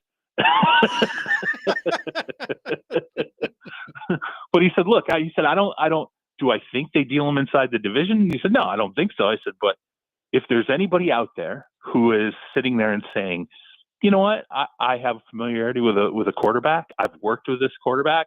I like his skill set, and I thought a ton of him. I said, and he told me, he said, go out there and look. And so I did. So I went and looked, and at one point, Liam Cohen, he called Will Levis the steal of that draft. He said, I think he's going to steal the draft. Okay, well, that's now the head coach of your Jacksonville Jaguars, and he's got a rapport with him, thought very, very highly of him, and his backup is not great. Nick Mullins, not a quality backup for the Jacksonville Jaguars. So there you go. You asked me to do the homework. Do you want to deal Levis? Maybe the guy that is most interested is inside the division. Do you really want to deal, this guy inside the division? I mean, look, is he going to supplant Trevor Lawrence? No. I mean, that's not going to happen. But, could I see, is there logic there that Cohen could say, hey, let's bring in a young guy who I have experience with, who schematically, in terms of what they do with Trevor's probably likely, it's going to be, it's not like you're taking stylistically one backup quarterback and then the starter and saying, well, geez, there's completely divergent skill sets. No, there's some similarity there. So yeah, that's it. I mean, and I actually think I was like, oh, that's a pretty good, match, if you ask me, because Cohen had a lot of success with Levis at Kentucky, and to the point where when Cohen went to the NFL, what did we all, go back to the pre-draft process? Go, oh, well, he lost his OC to the NFL, lost him to Sean McVay of all people, and that's why he had this kind of left-hand turn in college and struggled his last year at Kentucky because he had lost Cohen. So there you go. Now, what can you get out of him? I mean, honestly, I don't Nick no Mullins. idea. I mean, I think there are some Titans fans that would say, yeah, trade him in the division. Go ahead. It'd be fine. I mean, look, it's not like there's any path to the starting job there. They're not, everything they're doing now is to build around Lawrence. But I would say there probably isn't if I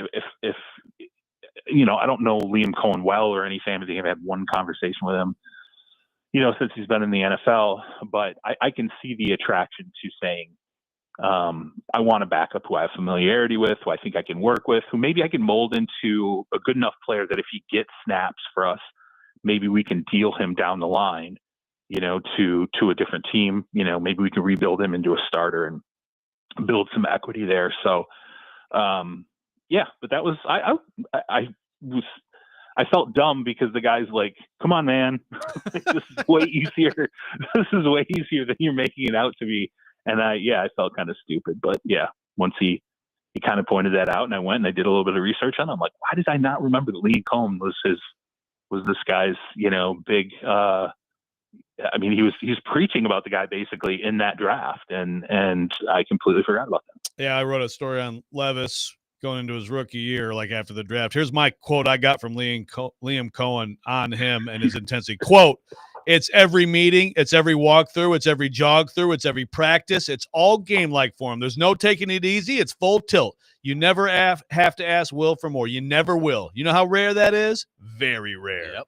End quote. Okay, so there you go. Joe, where were you last week with this? Well, I mean, frankly, we've talked about the Liam Cohen angle. I wanted you to find someone totally out of the blue who was like, we love Will Levis, but apparently no one. That person does not exist in the NFL. Is what you're telling us.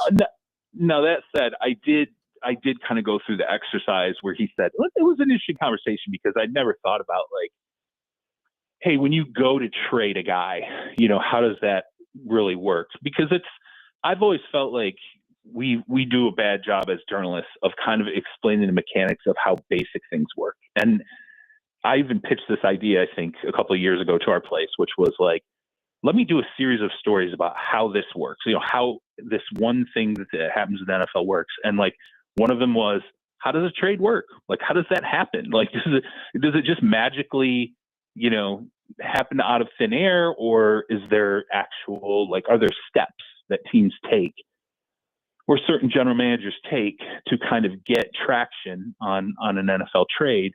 And in that sense, it was interesting to him, to hear him say, well, look, if you're trying to deal a quarterback, sit down and look a field and find out where the weakest backup quarterback spots out there, and create a scenario where you can start to have a conversation if that GM, or if you have relationships with people in that organization. So I was like, oh, that's smart. I never really thought about like sitting down and mapping out like where are the worst backup quarterbacks in the NFL, and does that create traction?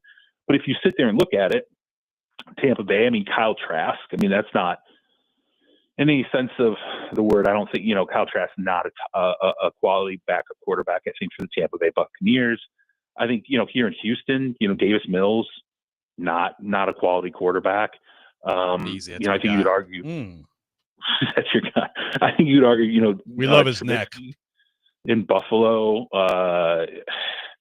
Pittsburgh, Pittsburgh is a mess, right? Like right now, like they don't have a starting quarterback. They have Mason Rudolph as their backup, potential starter there.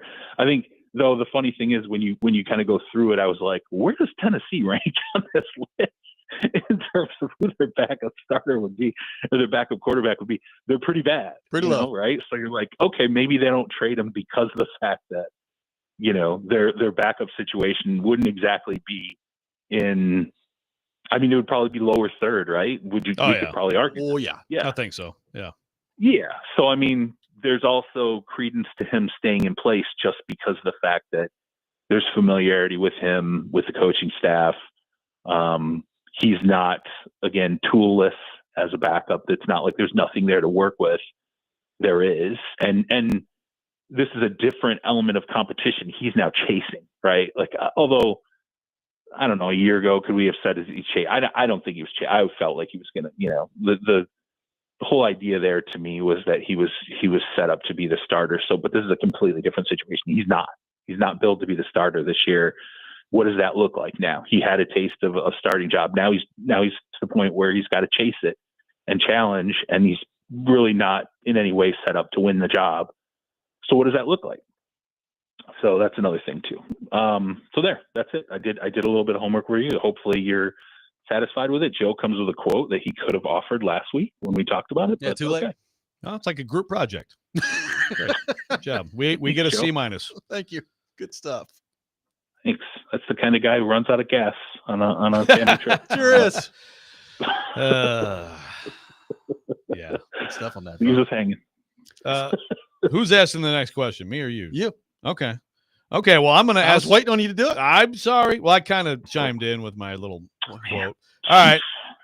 Well, we just talked to your coworker and our fellow Michigander, Vinny Goodwill, about Tom Thibodeau. So who's the Tom Thibodeau in the NFL?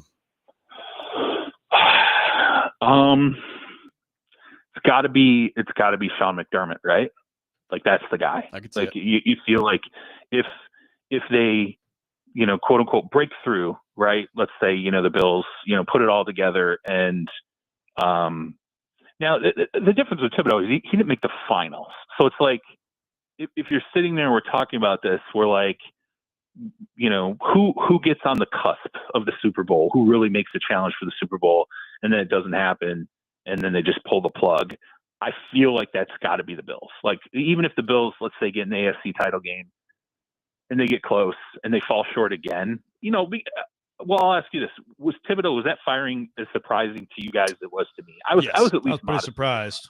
And the difference between them is that, like at some point you keep knocking on the door and it's like, okay, then who can get us over the hump? But this is like the first time in forever that they made this thing, right? Like it'd be like firing McDermott after the first time they made it. You know what I mean? It's like, wait a minute. Right. Like, do you guys not know what your franchise has been? So I was surprised.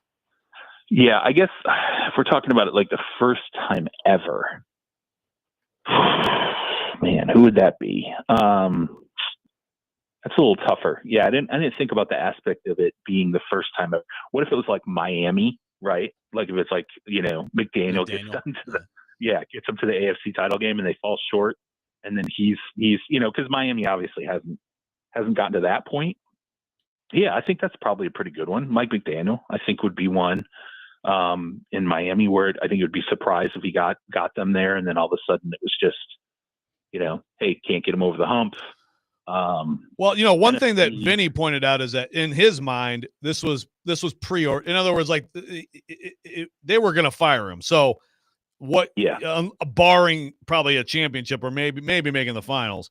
So is there someone like that who is like in this league coaching where it's like, it's probably the writing's on the wall, and we'll take it away from Nashville because we've talked about that plenty with Callahan, but like it would take some kind of incredible run to save his job.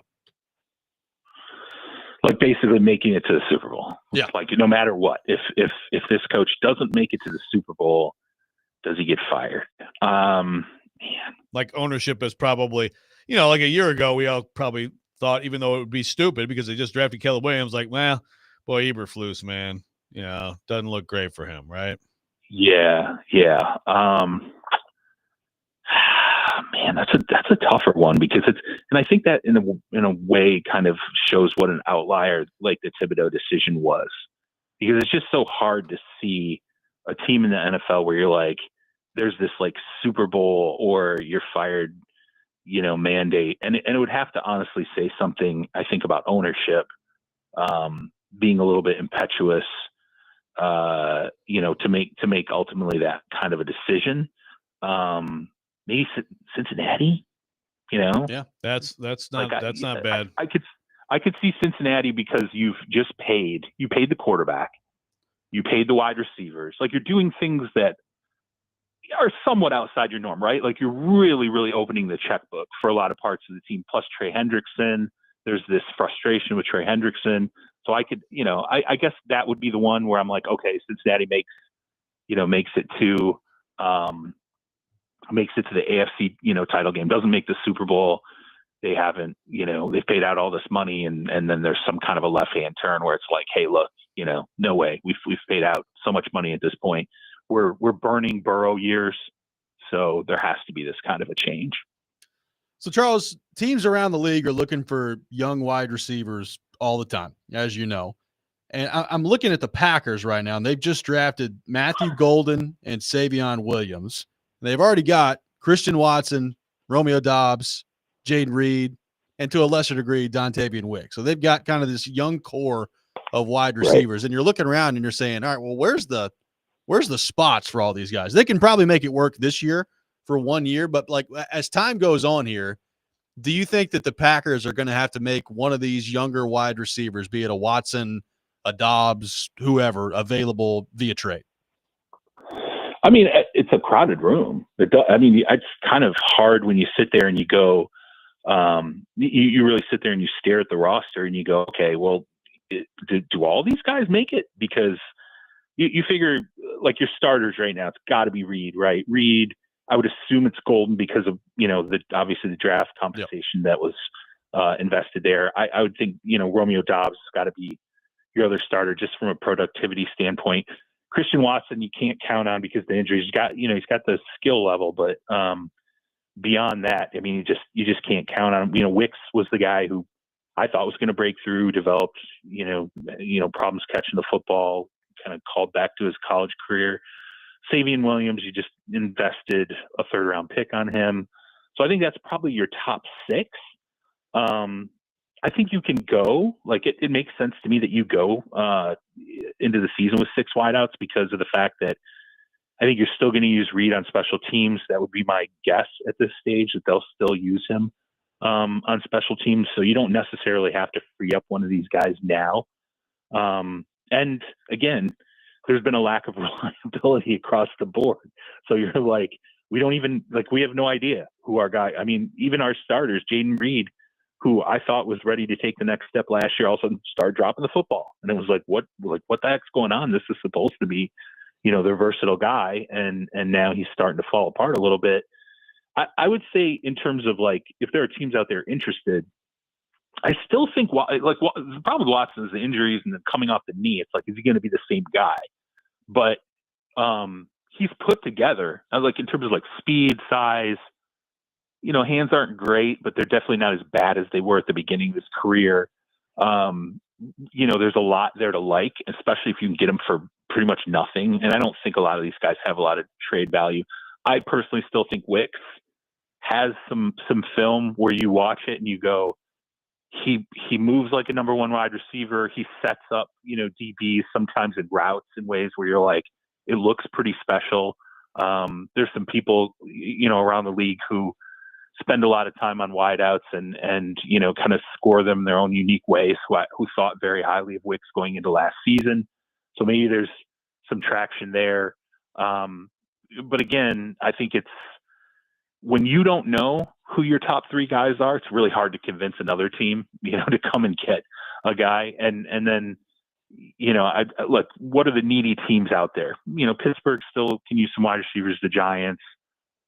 Jets to some degree. I think the Browns. I'll ask you about the Titans. Do you think the definitely Titans can use some wide receivers. Yeah, right. Yeah, I mean the Titans could use some wide receivers Fill in as the well. blank, So. but yeah, fill in the position blank. True. But yes, wide receivers for sure. Yeah, right. Yeah, we can go across the roster, but yeah, I mean, I do I think it's possible for one of those guys to have a second life outside of Green Bay? Yeah, I do, but I just, you're going to have to get past some warts. They're going to have to figure it out, in a new place, and I don't think, it's just, you don't beat down the door for those kind of guys. You kind of wait and see who gets cut.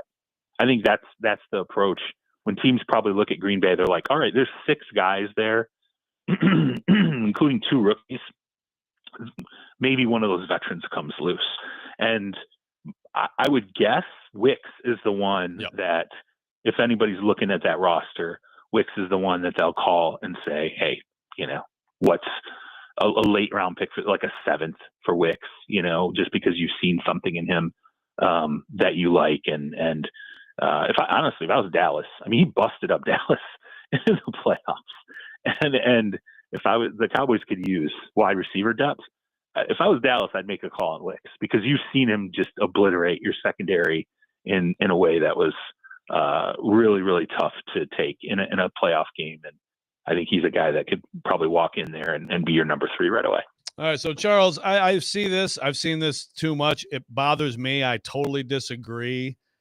But I understand. Look, I may be wrong, and maybe Jaden Daniels is up for a regression. I've seen people poke at his numbers. They're not really that amazing. Oh, he had a Hail Mary. I mean, to me, I watched him play last year. I saw a guy with incredible poise, accuracy, who can always extend a play. Sure. I think he's going to be a star in this league for a long time, and he's going to be one of the top QBs of the league. But some people think he's due for regression. We do see this rookie regression. Where are you on that? If not him, which rookie would you look at as big regression candidate at QB? I think it's 100% possible that Daniels is that guy, because when we discussed this on the show before, like, it felt like everything went right there for them, because they had, I mean, I went through there, and they're people inside the team were like, we are a work in progress on offense. We got a lot of work to do on the offensive line. All these pieces around Jaden, we're still working on filling all those out. And, as I've said on the show before, he was a guy that, he was the tide that raised all boats. But it was a lot of perfect, like, things went perfectly a majority of the season last year. And again, some of their wins, but his performance was not smoke and mirrors. Yes, you're right. I mean, it was, no, it's real. It's absolutely real. But what game was it? It was a game where I thought he tore up his knee. He was fine, but it was a game where I was watching. I completely spaced out on this, and I think I brought it up before and have just never gone back and figured out which game it was. But there was a game where he looked like he was injured, and then he came back in. He was okay, or maybe he didn't finish that game. I think it was a Falcons game. It was. I'll have to go back and look, but there was an injury scare during the season where, and to me, it immediately brought back the feeling of when he was in the draft, the hits he would take, right, at LSU, like we had the funny memes where he would get hit. It was like the sonic rings would pop out, like he would get hammered. He didn't take a lot of those in the NFL, which was interesting, because there was a big worry about him in the NFL draft, some of the punishment he would take. And so that's one aspect of it where I'm like, look, okay, he avoided all the hits. Is that real, or is that an anomaly? Like, he managed to go an entire season. So there's that question. I think number 2, and this is the Stroud thing. What if his line falls apart in a way that, like, it did in Houston? Like, Stroud's line fell apart. Remember, we thought Stroud was like, I went through camp last year saying he could be an MVP. In year 2 in Houston with those wideouts, right? And then what I didn't envision was the offensive line just completely falling apart. And then the OC, Bobby Slowick, never being able, now fired, obviously Bobby Slowick, never changing the offense in a way to, augment what was going on in that offensive line.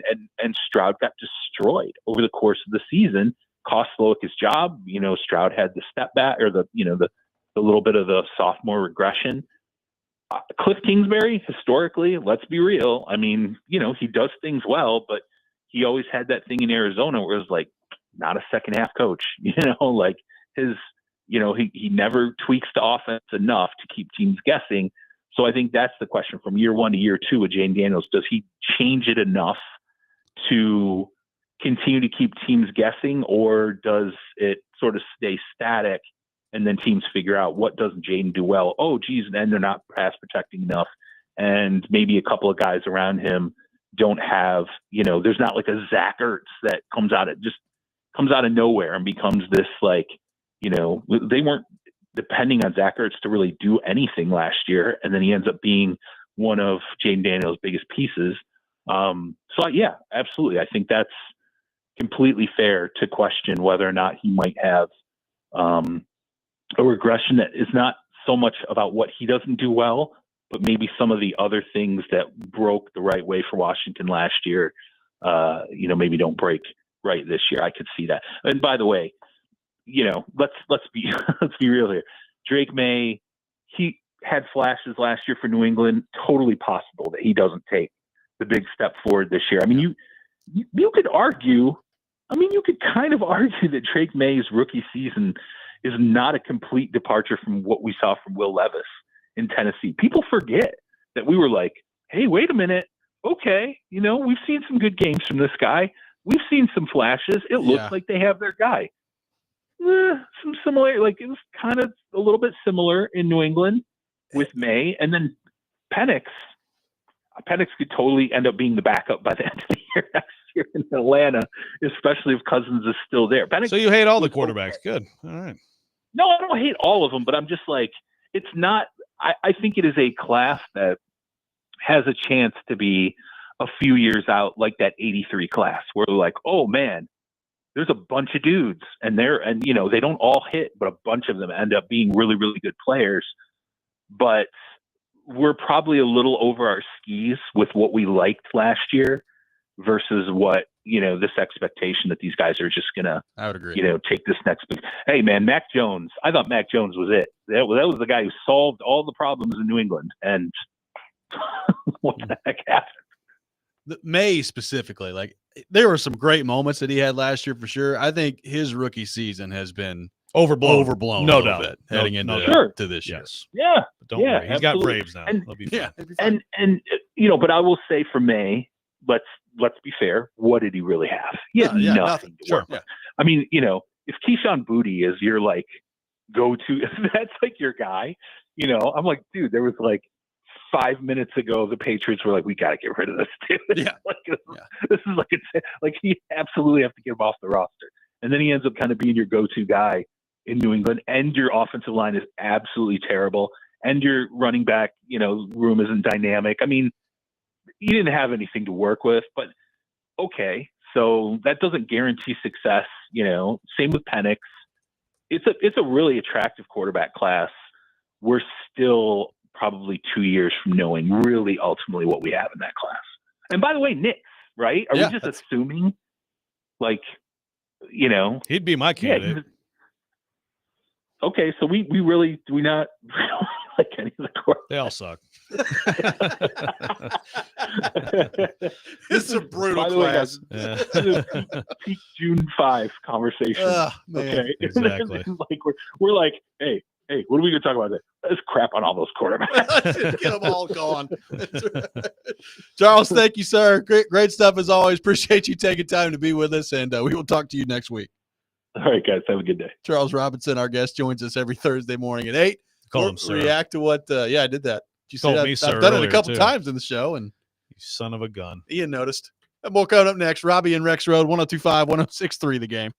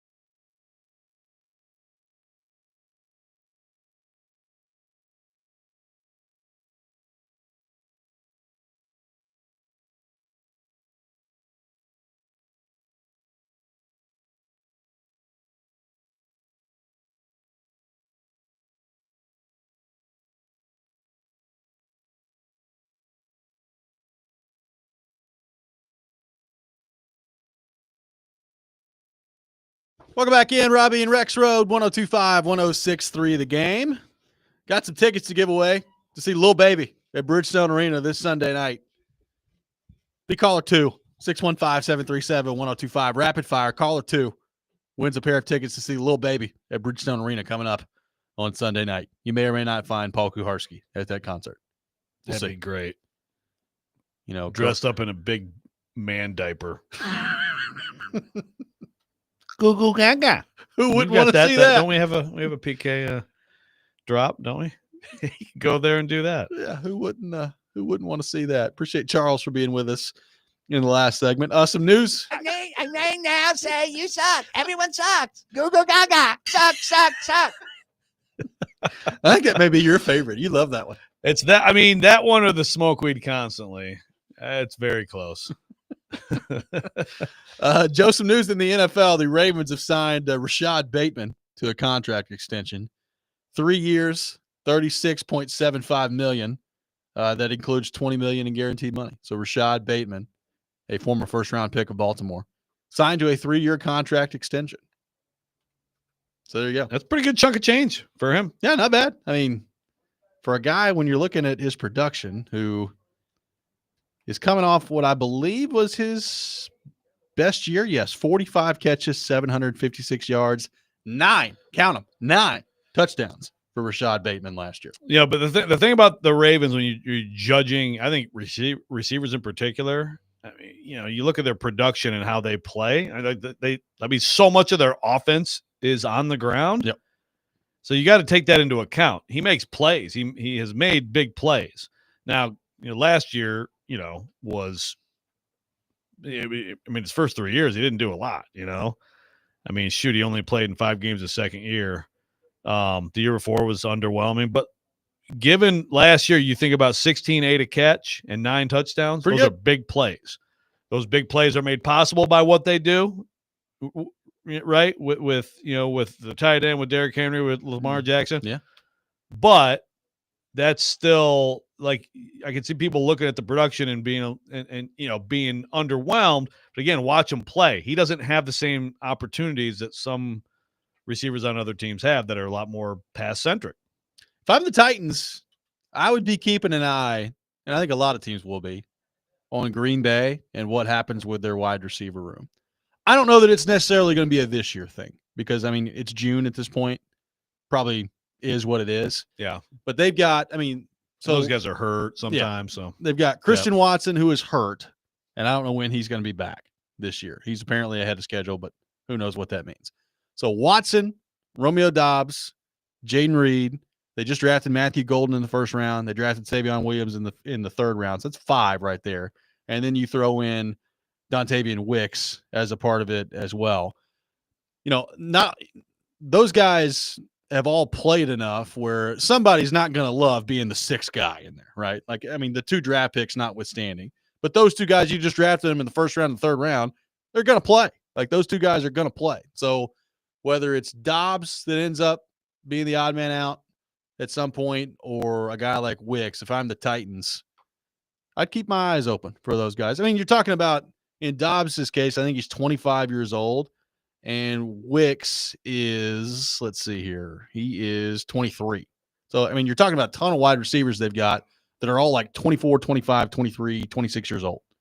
So one of them is going to shake loose. I would keep an eye on that if you're the Titans or other teams looking for younger wide receivers. I would be interested in Dobbs. I know he had a little, not happy times last year and whatever, all that stuff, but he's a productive guy. He can play. Yeah. So we'll see what ends up becoming of that. But, like, I still, hopefully, the 2 4th-rounders that you just took, if you're the Titans, work out. I still think there's going to be some revamping of the receiving core that they're going to have to do over the next couple of years here. Like, Tyler Lockett's not going to be here forever. And look, Ridley's 30. Like, he could still probably give you a couple more good years, but Ridley's 30. So you got to start to look and identify kind of what that next wave of receivers for Cam Ward is going to look like moving forward. And sure, some of it's going to come via draft, but if a younger guy that's been productive shakes loose, if you're the Titans over the next couple of years, you should probably be involved in those discussions. Start crying for Ryan. Play like Jebediah for Jeremiah. I don't know. The Nice. 2027 draft. Make sure you stink in 2026. I will say though, like if they're in position to draft either one of those guys in 2027, means it's probably not going all that well for Cam Ward. Would be my guess. But get excited for the new stadium and one of those receivers. Yeah. I mean, maybe Cam Ward is fine and doing pretty well. The defense is atrocious. You have a coaching change, whatever. Maybe. Yeah, I know. It's hard to envision being in position to draft one of those two guys who, at this point, when you look at their draft, are probably going top 5, both of them. Probably not going to go well for Cam Ward if that's the case. No, it's going to be really interesting with those guys. You remember Jamar Chase sat out the 2020 college season, right? Correct. Yeah, and then was a rookie in 21.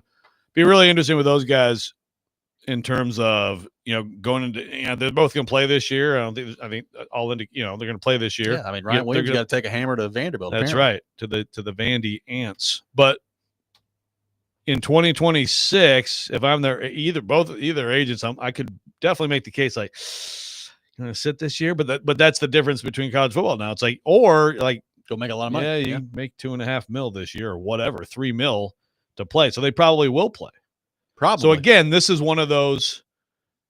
I would make the case. This is one of those where NIL should help the game.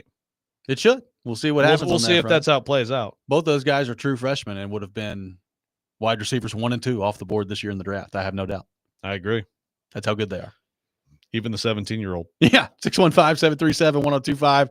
Our phone number. A couple of your thoughts to get to on our text line. We will do that. Coming up next, Robby and Rexrode, 1025-1063 The Game.